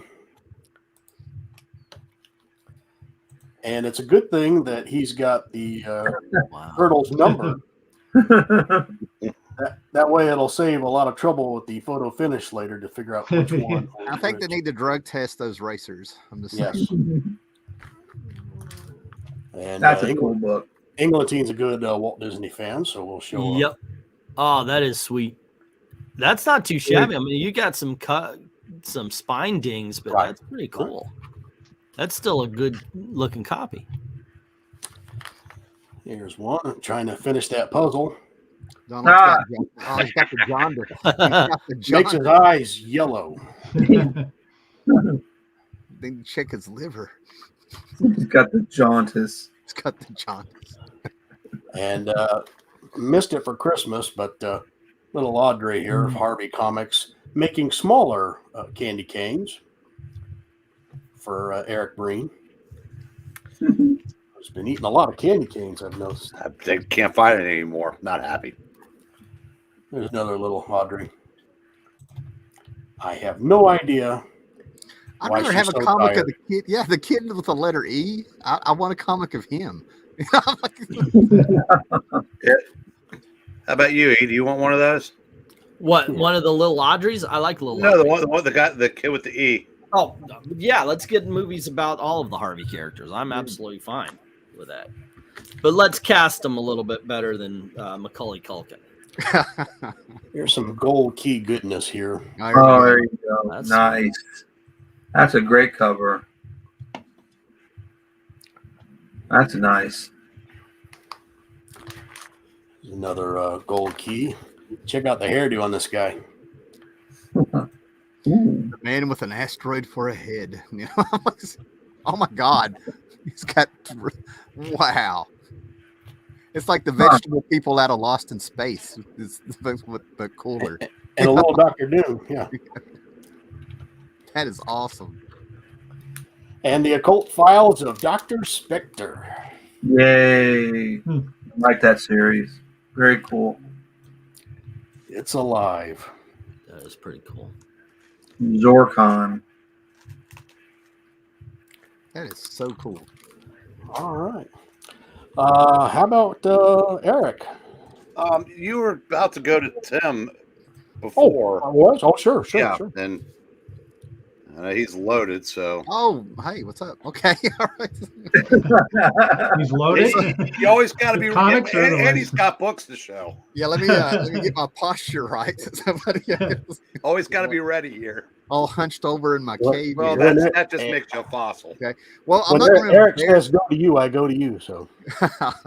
So I don't want to embarrass anybody, but this may have been a gift from somebody who may or may not be in this video or in this or something. But you could have knocked me over with a feather when this came in the mail as a surprise. Whoa. Yep. And if they're here, they can, they want to say they're the person that sent it. First appearance of the Michelin Man. Yeah. Yeah. So that was a Cool. fantastic thing. And a little known fact, and maybe I should double check it because it's been a couple years, but the same guy that created the Doom Patrol created the Guardians of the Galaxy, Arnold Drake. Okay. Yeah. Okay, yeah, I'll show this one, man. I'm a villain guy. Since I was a kid, I was like rooted for Dr. Doom. I rooted for the bad guys. I don't know why. They were just cooler and stuff, right? So this is the first appearance of the Crime Syndicate. Yes. I had one of those recently myself. And this was the first comic out of all the years of collecting comics since the 70s. I don't know, 4 or 5 years ago now. I found this at a yard sale for $2. And I was all happy to find it. And then about 2 weeks later, I actually did a video where like, am I a crook? I felt really bad. Found this for $2. Wow. Nice. Yeah, I remember that video. Wow. Yeah. I don't know what happened. I had guilt come over me all of a sudden. Oh, you do that when you're at a flea market. or at least I did. Like, if I see something like that, but like I'll be thinking I'm about to get away with something, like almost nervous. Like the temperature will go up. I'm like, okay, don't look like you know what this is worth. Oh no, I had no problem buying it at the time. The guilt came 2 weeks later. Yeah, when I came up there, I was like, I'll just stick this in the stack. We'll go on up there. I was cool about that one. I'm trying to think, but there was something I was really nervous about doing one time. It's probably like a Hellboy Virgin cover or something silly at the time. So there's an era of the Hulk that, to me, it felt like nobody ever talked about it, because you had Bruce Banner, then you had the Hulk, and he had Betty Banner, and everybody forgot about the fact that the Hulk had a love interest, Jarilla. And I was so happy to find out that they have a trade you can buy of the Jarilla story, Heart of the Atom is what it's called. But Harlan Ellison came in, and I want to say Roy Thomas sort of assisted on this, but this is Hulk 140, where Harlan Ellison came on and he created Jarilla, the brute that should love at the heart of the atom. You know, I love this stuff. When I was a kid, I loved, I had the Dave Cockrum cover of the Hulk where he's he's inside the mouth of a warthog holding it open, you know. Is she same white on the cover? world. Yeah. So yeah, Harlan Ellison jumping on comics. I'm there. I think I found this at a flea market too for $1. The first death of Batman. Nice. Okay. Those are always good reads. Yeah. And now I know we're all the fossils here and stuff like that, but I don't know how syndication worked for you guys on Saturday mornings, but like I would get up at 6 a.m. on Saturdays. I would just wake up on my own, no alarm clock, no idea how I did it. And then I would belly crawl down the hallway so I didn't wake anybody up, because it was my time. And I would watch Johnny Quest and Battle of the Planets. Oh yeah. Okay. Yeah. So yeah, I'm always kind of keeping an eye out for these. And I just recently found these. I never buy these things, but I had to get these. Oh, that's cool. Yeah, I'm not a Funko Pop guy, but I found these. Yeah, June's one and Jason. They have different names than the Gachimon that I have. And then I'll go real quick here, since everybody's been pulling out Spider-Man. I just sort of picked up things. This is the actual Spectacular Spider-Man that was been in my house probably since before I was born from the state. I have an upgrade here somewhere, but you talk about a drug issue. This is the one where he gets hit with a pumpkin bomb and he starts hallucinating things about his family and everything. He goes on a big trip, you know.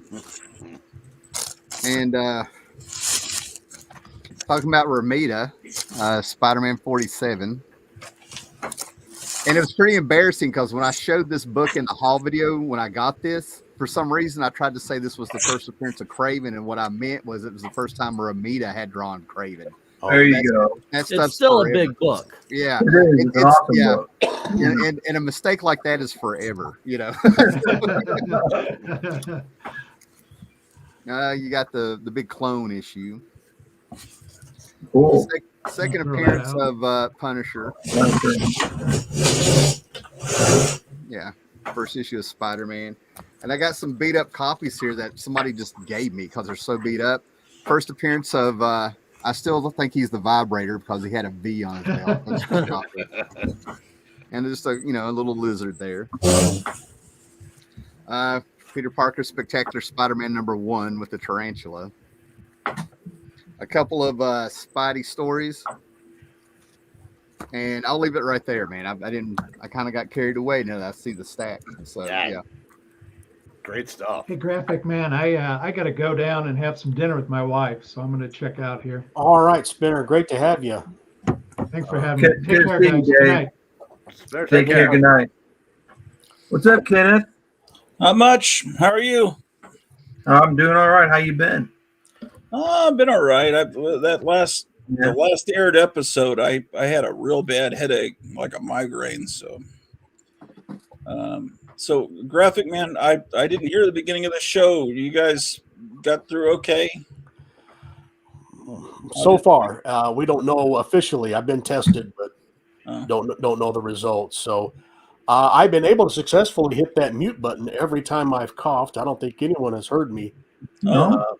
I think one time when Steve was on, I had a big fit of coughs, but I'm hanging in there. I still have a voice too. I'm surprised. So, Okay. but I'm glad I've been able to go this long. I kind of thought, well, I'll probably do an hour and a half, but I'm almost at 2 hours, and it's good that Gratu could get in here. Before I go to Gratu, Eric, do you want me to go to anybody else, or? I didn't want our guests to feel, Sure. No, if you want to go to Ken first, then I've got some more stuff. But yeah, he might as well just throw him right into the fire. All right, Gratu. Hopefully, you could take it away. Yeah, let's see what I got. By the way, this was a great angle. I don't think I've seen this one in a while. Not since New Year's Eve. Yeah, I haven't moved the computer since then. I haven't even turned it on since that night. I like the rockabilly feel. The what? I'm getting a rockabilly vibe for some reason. I don't know. Yeah, there's that's certainly accurate. Yeah, the rockabilly cat, man. There we go. Yeah. I pick up Marvel Age whenever I can. Oh yeah. Yeah. And here's their Marvel Image catalog with the idiot that played Punisher. He's I got actually this today. a biochemist. Hey, look at there. Cool. That's cool. That's one of those covers that doesn't have Spider-Man on it.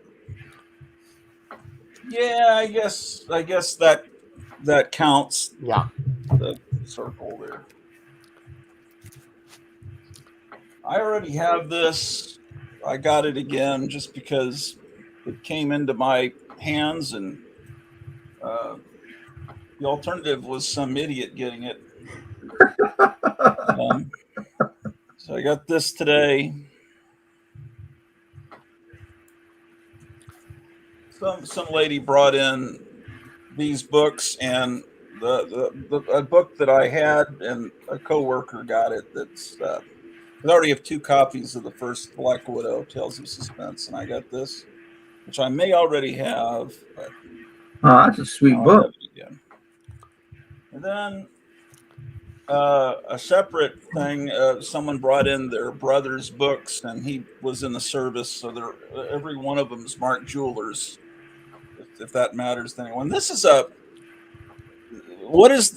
Vault of Horror cover that this is an homage to, right? Isn't there a car like a car about to run over this dead hand coming out? Oh yeah. I'm pretty sure it's Vault of Horror. Anyway, I don't know. I mean, Mark Jewelers. When my dad was in the Army, I bought comics at the PX all the time. I just thought all comics had those supplements on them, but I guess how much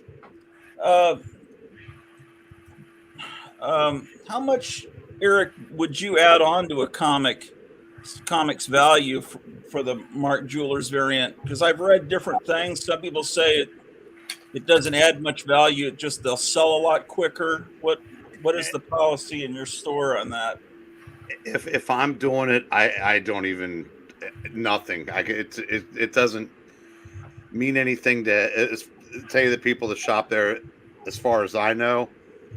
But now I'm trying to remember it. But you don't see them much anymore because I said it's just the older stuff's just not coming in, and that's pretty much from the 70s. So yeah, it goes more on eBay, I think. Guys, I don't see it marked at my comic shops at all, but if you go to the speculator sites, they talk about them more than Joe comic collector because they need content.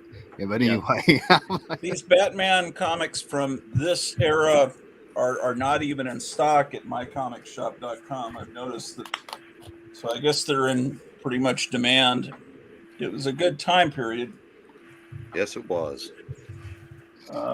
This is, I think, the first Killer Croc or full Killer Croc or something like that.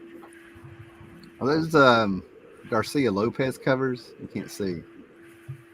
Hannigan, Giordano. Okay. And then I got a whole bunch of war comics.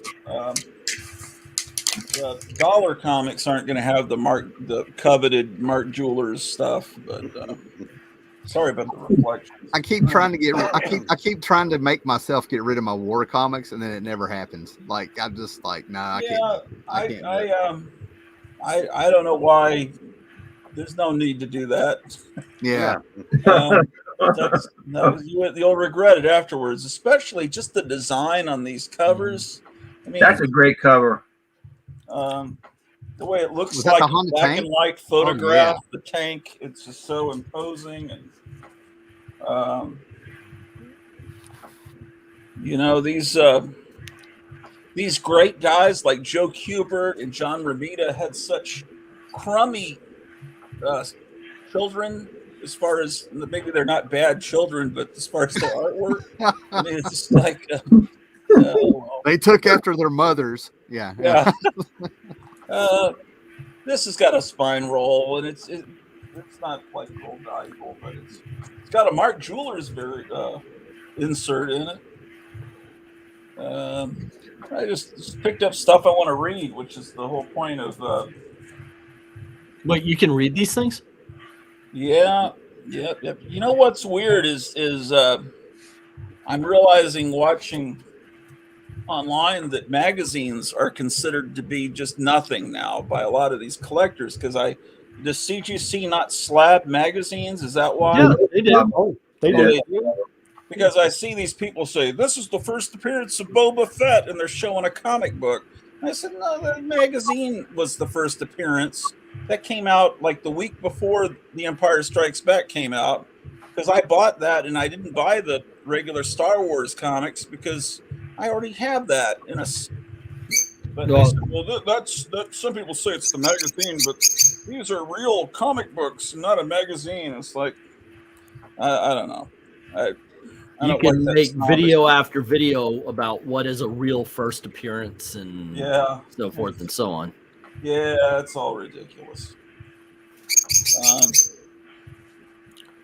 So I mean, I don't know if you want to see all these war books. I mean, I got a whole short box here full of stuff that I'm going to trade off, working 2 days for. But let me pull out the better ones. This is cool. This girl's sitting on a tank. That's a cool one. A bit of subtext. I'm just not sure what it is. We're not old enough to know yet. Well, I assume she's Japanese. Would that be accurate? And she's shooting at a Viking spirit. I think it's where she's got a swivel hip. Her legs are facing forward, but she's completely turned around. So. Oh, that. Yeah. Well, that's true.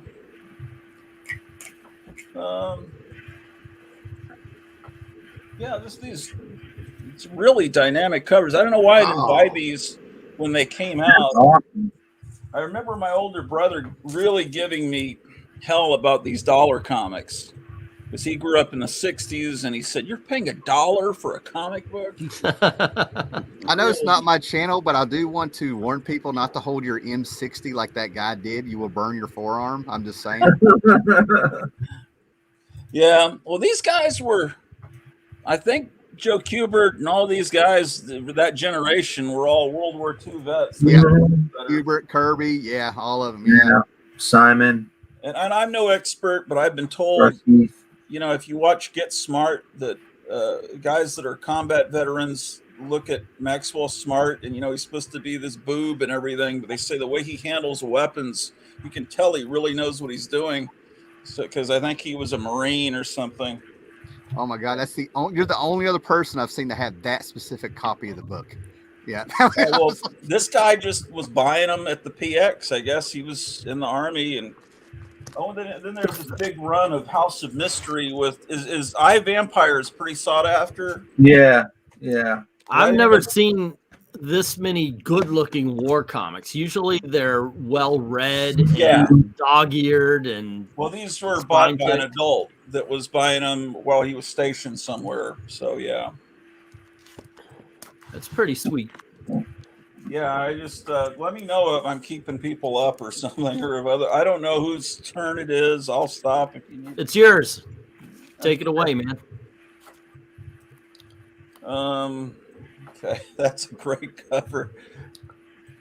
He's whipping people with his ammo belt. He's like holding his face. Yeah, look at him. Oh, that's the Sergeant Rock, man.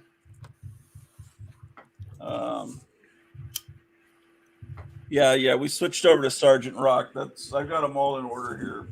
I've got a stack of Sergeant Rock where it's got some of them have Steve Bissett backup stories or Rick Vetch backup stories from the late 70s. That's why I can't get rid of them. Oh, that's weird. So there's the skulls under the water are real close to you. So that's why they're so big. They're not Anunnaki skulls. Or is Easy Company just very tiny? Who knows? Yeah. This is great with a photo collage in the background. Yeah. The other one was using the snowman, 350, I think. Yeah, I mean these that were Jesus chain around Rock was huge. There was a while for a while they were saying Arnold Schwarzenegger was going to play Sergeant Rock, which made no sense. No, I have Comic Scene magazines that would give you an update in the back real quick, and I've got stuff going back to 88 and 89 where they were trying to get Sergeant Schwarzenegger to be Sergeant Rock. Yeah, I mean, he would be on the wrong side. What did that comment just say? Look, there's actual red blood in a code approved. That's Shogun Warrior, not a Viking Gratu. Oh. Usually blood in that era was black. Yes.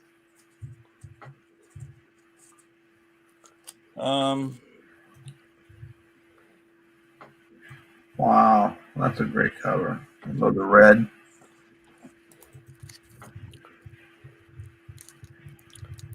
I never quite understood why Schwarzenegger had that accent in Conan if his father at the beginning didn't have the accent. Because that's what how they spoke in that hole with the wheel. Where he was when he was enslaved, he picked Yeah, up I guess accent. maybe every slave that came along was Austrian. But he was like 9 years old, or when his father was showing him the sword, I think. So I think by then you have your accent solidified. No, I don't know, man. I didn't have this hillbilly accent till I got married to my wife 2 years ago. Okay. I'm just saying, I'd rather Conan have had your accent. What is This great is in a life? really this is like a disturbing cover, like almost as disturbing as some EC covers. Someone just like, why me? Why have I been shot in the throat? It's just like, wow. Yeah, I'm picturing Conan with this big hillbilly accent saying what the 3 greatest things in life are, Yeah. You crush your enemies, see them driven before y'all. Yeah. Here's the 3 lamination greatest of the, things. Here's the lamination of the women, y'all. Yeah. Yeah, this is great. I mean, just Kubert you could tell he was really having fun. So anyway, this is a bizarre cover with it's made up of all these. Look at that. That's pretty cool. That is he must have had a tab of LSD and he's looking in the mirror. That is one of the comics that I got from the stepdad. That's been in my collection since it came out. Never read it. Yeah. Love these red covers. When did Sergeant Rock stop publishing? Mid 80s? I want to say, so they had the story of Angels with Black Wings, and I know that because of an advertisement. I'm wanting to say it was around 84, 85 they might have stopped. Well, I think they brought it back in the 90s as a title. No, actually, they brought it back with some new stories. Yeah. Oh, did they? Yeah. And Kubert, I'm trying to think, he did a miniseries with maybe Azzarello, if I'm thinking. Yeah. And Kubert made it clear to Azzarello, because he read some of his other work, He said that he realizes that he's going to have his kids and grandkids and future generations of Cuberts reading it stuff. So please don't curse in it. Oh yeah, yeah. Like these guys would not have cursed in battle. Okay, I'm about to get to the House of Mysteries. See, House of Mystery was something I picked up all the time, but not during this era. So this is all new stuff to me. This one's not in very good shape. So this iVampire, why is it sought after? Is it some It's movie? really well written, and it's a great Really? concept. Yeah, it's good stuff. Okay, well Yeah. that's all I need to hear. Yeah, that actually It went was- up because it's a good comic book. Yeah, that's what I want to hear. Not that it's movie speculation or something. No, it's well written, and it's a great concept. Yeah, I think, and feel free to correct me, anybody. It's a J.M. DeMantis creation. And if you want to see more of what he did a Dr. Fate series in the late 80s where he brought him back inside of it, continued the story there. So I'm waiting for people to realize there's more iVampire out there. Was that the first iVampire? Does this look like the whole run? The first one shows him carrying a girl, So it's or not holding that. a girl. Girl's like a blonde girl, with a green dress. It's pretty iconic cover. You'd know if you saw it, if it's in there. Okay. What are they worth? Not that I want to sell them or anything. Not sure. They're not terribly expensive, but they're not nickel dime either. Yeah. I think a lot of people are going for the first appearance more than anything. Yeah, nowadays it's all wrapped around the key issues rather than the comics. Right. So you can stab them and put them on your wall and never read them. That's the plan. But yeah, as far as these are concerned, the first issue is the money issue, and then the rest of them are about $5 to $10 tops. And you could probably find those in. I never see these anywhere. No store that I know of has any. Or there's one store, Duncanville Books, will get, but nothing in this quantity. Yeah. I think most stores pitch this stuff or figure it has no value to their customers because it doesn't have Wolverine on the cover or Deadpool or something. And that's the same place all the romance comics go and the Archie comics. I got to tell you, man, whenever there's like a little horror movie or something like that, like that comic book cover you just showed where a vampire is crying a tear of blood, I'm out. I'm out. They don't do that. They're not going to lick their own tears. They don't waste that stuff. Like didn't that happen with Christopher Lee in one of the Hammer movies? Yeah, I've seen it in the Hammer movies, and I've seen it in at least 3 or 4 movies where it's usually a vampire lady, a female vampire, crying. Yeah. But Christopher Lee, it wasn't that he was crying out of sadness. I'm sure he was like looking at a cross or something. Well, I'm not sure. I don't want to say anything, but I think it's when he got that 8-foot cross stabbed through his chest. Yeah. That would do it probably to a non-vampire. Yeah, but who does that not kill? I never thought about it like that. I don't think you need to want to see all of these. I mean, you could look at, mycomicshop.com and see them all, but this looked interesting to me. Oh, that's a good issue. It looks like he takes Franklin Richards to a video arcade. I'm not going to say it. They did something horrible to Pac-Man there. He looks like something. Oh, really? Well, we had the Marvel 2-in-Run, a whole bunch of runs of it, and Eric, every time I had something, he's talking about, well, this is what happens in this issue, this is what happens in that issue, and the later Marvel 2-in-1s don't get the respect the earlier ones do, but they're fun.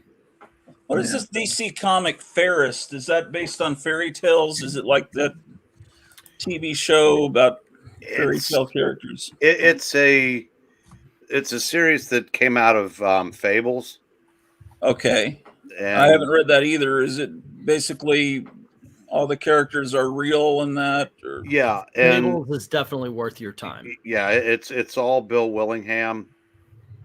and he's one of the few conservative writers in the industry. So you don't get Is Ferris worth my time? Oh, there you I go. would say so. Yes. Well, I just have picked up a couple in the last. And is there one called Fairies too? This is Fables, and then he had I know he had one. He had 2 or 3 spinoff, Jack of Fables, and then there's Fairest, Fairest. That's what you're probably thinking. And Well, Cinderella. Yeah. I just picked up one. I didn't want to show it on camera because it's probably not appropriate for this show, but there's some really good still there? art on some of the covers that causes me to this, but I don't really know what it is. So that's what I'm asking. You should just save that for when Jambo's on. Yeah. But I'm going to tell you real quick, this trade, this last one that's number 22, it is a trade, but it's issue 150 of Fables. It's the last issue. When they got to the last issue, they went ahead and made it a trade to cash in. Oh, that's interesting. Yeah. Oh, and you kind of made fun of the people who put comics on their wall, but I actually buy these frame things just specifically for that. I will probably never break open this, but oh wow, that's a great one. I love that gothic romance stuff. I had this up on the auction and nobody was interested. And look at this. You hardly ever see, especially a horror comic, a black cover in this gorgeous of a condition. Yeah. Nice. And nobody was interested. And I thought, you know what? I am. That is a gorgeous. Oh yeah, that is. Yeah, awesome. during that. This is one of my favorite covers of all time, and I bought it specifically to hang it up on the wall as well. Yeah, that is the first team up of the Luthor Brainiac team. Yep. But you didn't pay someone to grade it. No. I've only did that with one book. I forgot that I did it as well. Like I bought a Golden Age Captain Marvel in last December or something. I said, go on ahead, let's grade it, let's see what it'll turn out to be. Well, and like 8 months later they go, oh, here's a comic. I was like, really? What? I forgot I bought it. I forgot I sent it in. It took 8 months to come back to me. That's right here. Yeah. Well, it's not that I have trouble with that. I mean, if people want to sell their books, that makes sense. But what I'm looking at is a lot of people that I see on YouTube, and they're just looking for certain issues. Yeah, it's all speculation. It's like they're big game hunters. They're looking for 9.8 only, and then they want to get it on the wall, and they're not interested in any of the issues that come in between these key issues. And to me, that's it's as Eric says, it kind of messes up the hobby for the rest of us or for those of you. I mean, I've got to admit, since they nerfed my channel, I'm a comic book salesman now.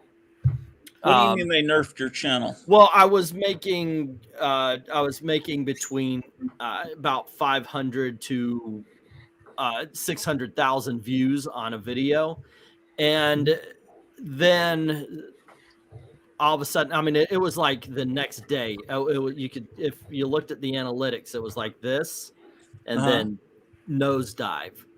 And since then, if I put out a video, like if I do a live stream, I'm only getting about 150 to maybe 300 views. And if I put out a video, it might hit 100.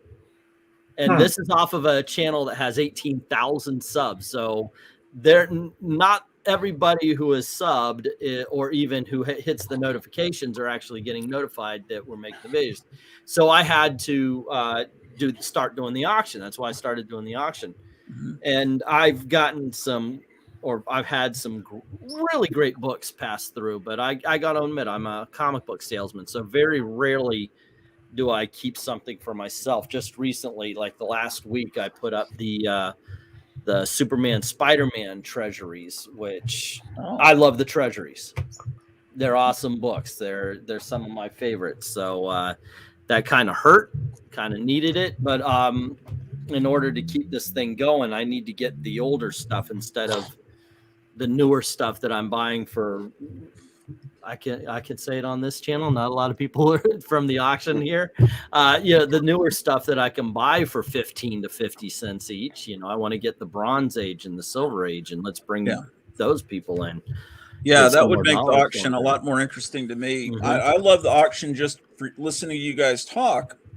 In fact, my wife, first time we watched, I had it on, and she's not interested in comics, but she subscribed to your channel just because she loved the talking in between.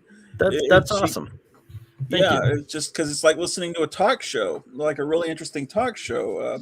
That's what we try to, and that's how we've been selling it recently. Definitely, is because it really is a hangout where we sell comics. Yeah, because we'll spend maybe 2 or 3 minutes. Here's the lot. Eric, of course, tells a little bit about what he knows. In all honesty, I use Eric as a buffer because while he's talking about the comics, I'm writing down the orders from the last lot. So then, okay, now I could be a part of it. Yeah. So don't tell him, but he is so vital. Well, and let's be honest, without me, you guys wouldn't know what Wilma was wearing on. And that's the most important. At about 11 o'clock every Saturday night, you get the Wilma report because Eric is watching Battlestar Galactica, and of course, we got to know what outfit Aaron Gray was wearing in the episode. So it's just the silly, stupid fun of it. Yeah. Battlestar Galactica? Did I say Battlestar Galactica? Buck Rogers. It's okay, man. It's okay, man. I said Chinatown. Well, I was yeah, gonna when say, you meant Prince yeah.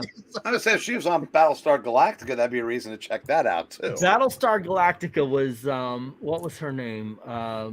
Goodness gracious. Wait a minute, you talking about the original or the? Yeah, the original Battlestar Galactica. I had a crush on. She was in a movie called Deadly Blessing. She was light-skinned black girl, very, very pretty. I had a crush on her, but I cannot remember the name at all. But I don't know. Anyway, that's like what 40 years ago now. Yeah. The problem is that was You're Apollo. so old. That's what it was. Apollo was the star. That's what the problem is. Everybody else was. Yeah. Oh, I met him. He was really cool about things. Of course, he was very excited when I met him. He was very excited that they got to do the remake of Battlestar Galactica, which I think is an amazing show. And talked about his role on it and his arc, and then we got to talk about.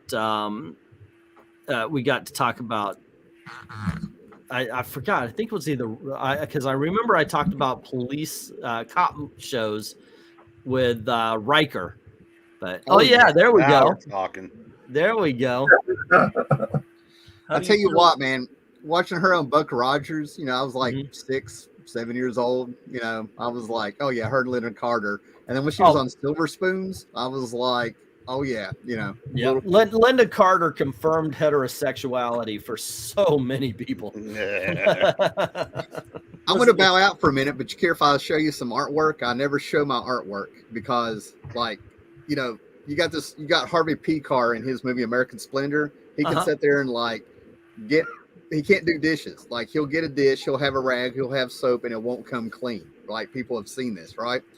Well, that's how I am with watercolors. I don't get it. Okay, so I'm like, but this cover here, right? I got this book when I was 10 years old.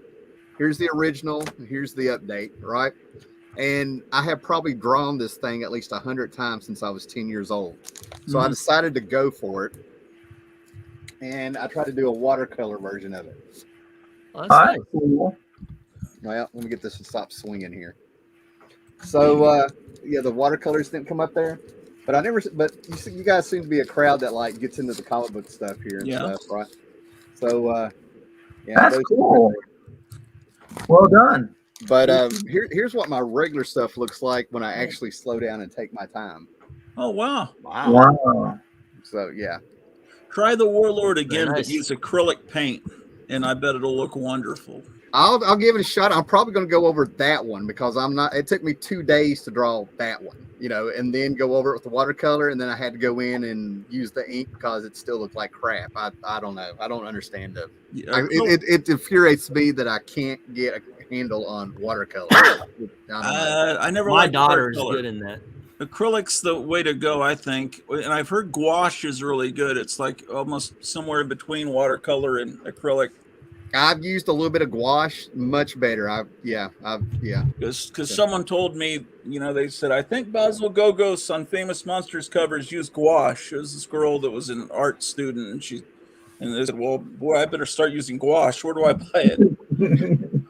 But oil paint. I was going to hop off here like at 9. I was just going to stay an hour, but I had a great time. Thanks for inviting me again. Ingleteen, Bryn, give me a yell. I'm not on Twitter anymore. That's part of the problem. I got out of there. And Charlton66, I'm going to call you out. You need to call me, man. I know, man. This thing's it's just been kind of crazy here. That's all. But I know. I sat down and talked to you. It's been a while. I'm just saying, I know. I feel bad. I feel so bad. Yeah.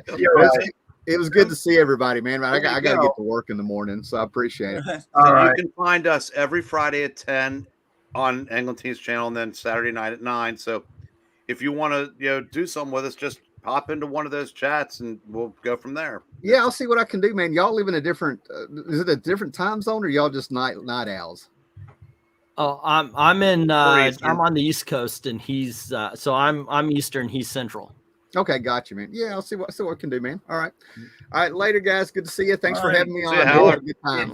Later. And just to be a little bit pervy, I found that girl on Battlestar Galactica. Her name's Maren Jensen. Oh, and yeah. I've got there you go. That's one of my original crushes. I can see why. Yes. Okay, man. I know. Yeah, I remember her. And, Quite a lovely quite a lovely young lady for the time. So and my wife's at work. Later. well, mine's over here, so I'm probably gonna get the business now. So The thing that bugged me. See you, Tim. Bye. See, I would have thought that Tim would have waited 5 more seconds until Micah shows his picture where he's posing with Maren. No. But I will show this to Grot too, because it's got a great little catalog, and Ingleteen will like it too. Oh, that's nice. Because the best way to oh my gosh, look at the freaking colors on that thing. It's bright as hell. That looks like you bought it right off the rack. It's got this great 16-page catalog, and It always has SSP erasers and the Snoopy toothbrush. Always. I love the Snoopy. Yeah. Yeah, I had one of those. Oh yeah, is that the snow cone maker? It's the toothbrush. Oh, okay. No, I never had one of those. I had the snow cone maker thing. And these little scouting dolls. Oh yeah, Steve Scout. So anyway, Buddy Bob Scout. Good thick little Mickey book. Yeah. I knew you'd kind of like that. Well, guys, I'm going to bow out because I've got some work to do. Thank you for having me. It was a lot of fun. See you, man. Nice seeing you. All right, you kids enjoy. See you Friday. And I am surprised I've lasted this long. What you got, Grotu? 31 years is long enough. I don't know. I guess you mentioned earlier what that means. It was 31 years ago the last time the Bengals won a playoff game. Oh, okay. Until Saturday. The Battlestar Galactica tried to dirty everything like Star Wars did, make everything look used. So they thought, well, let's put a smear on the side window of the Vipers, so it'll look like people have smears on their car windows. So when they're blasting off to go fight the Cylons, every one of them has the exact same smear in every episode. If you watch it, you'll never be able to not see it. You guys ever know what I'm talking about? No, I've not seen that. You guys, I used to watch it religiously too.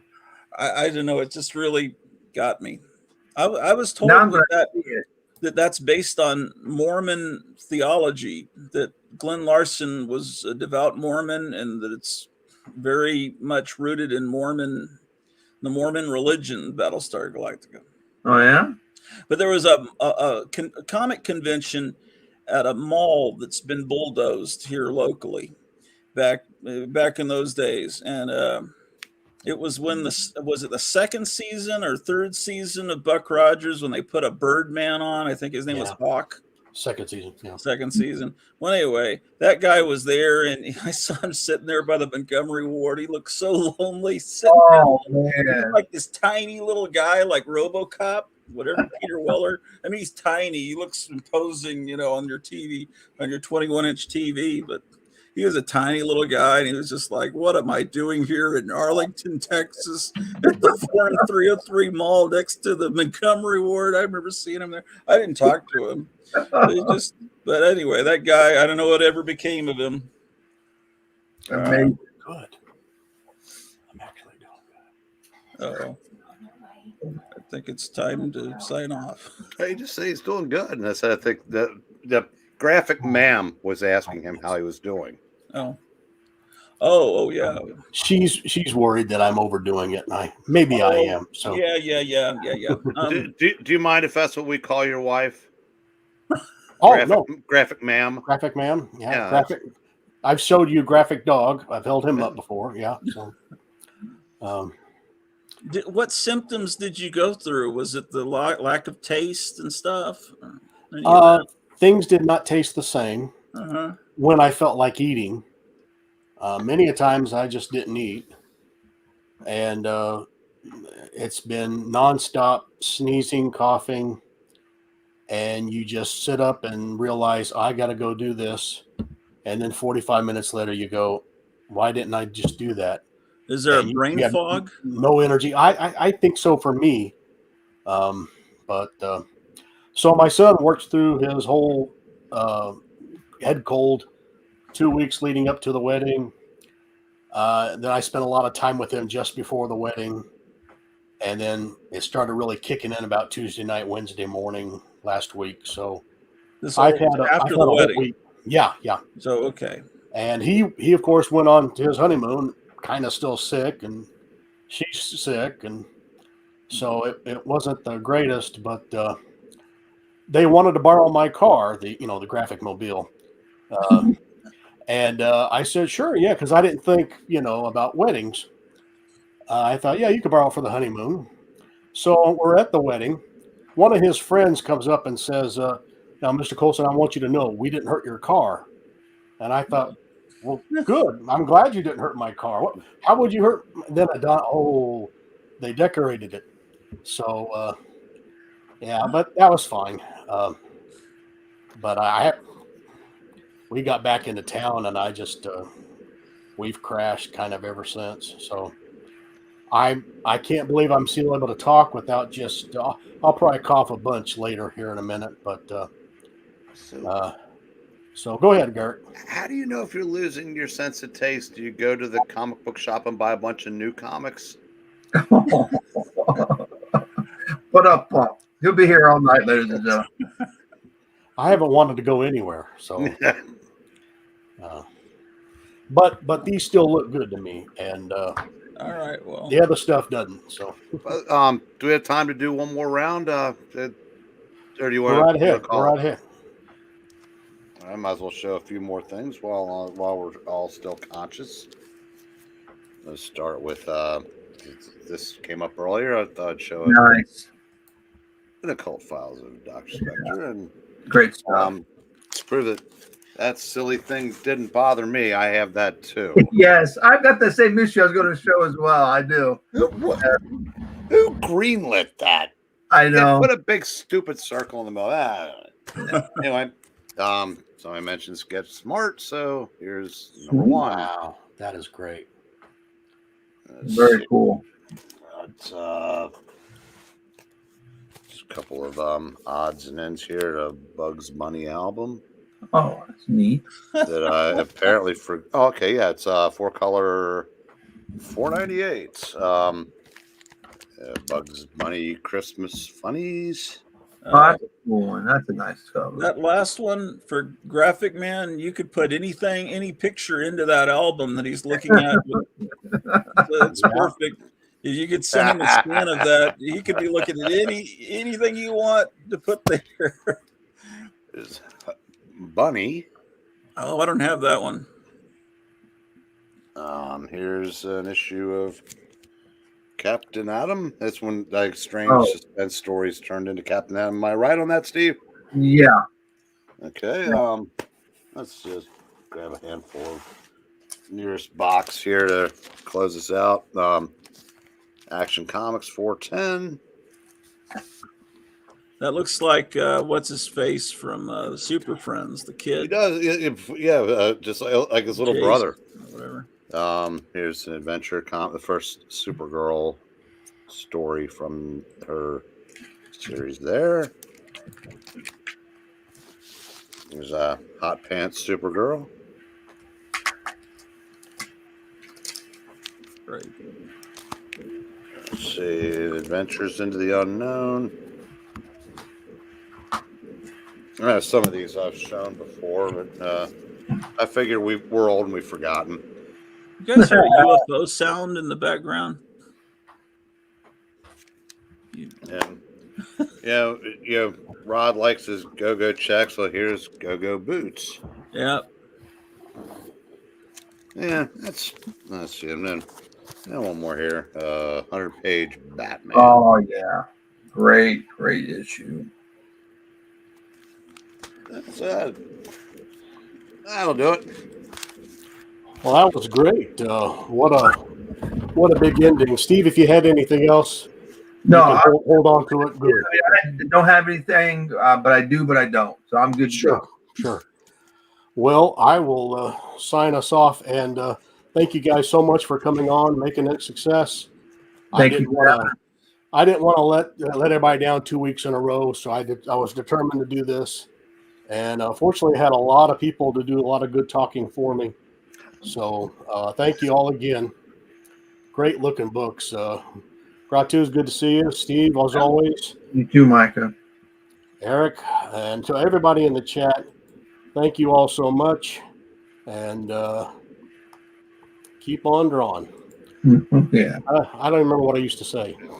Good night, kid.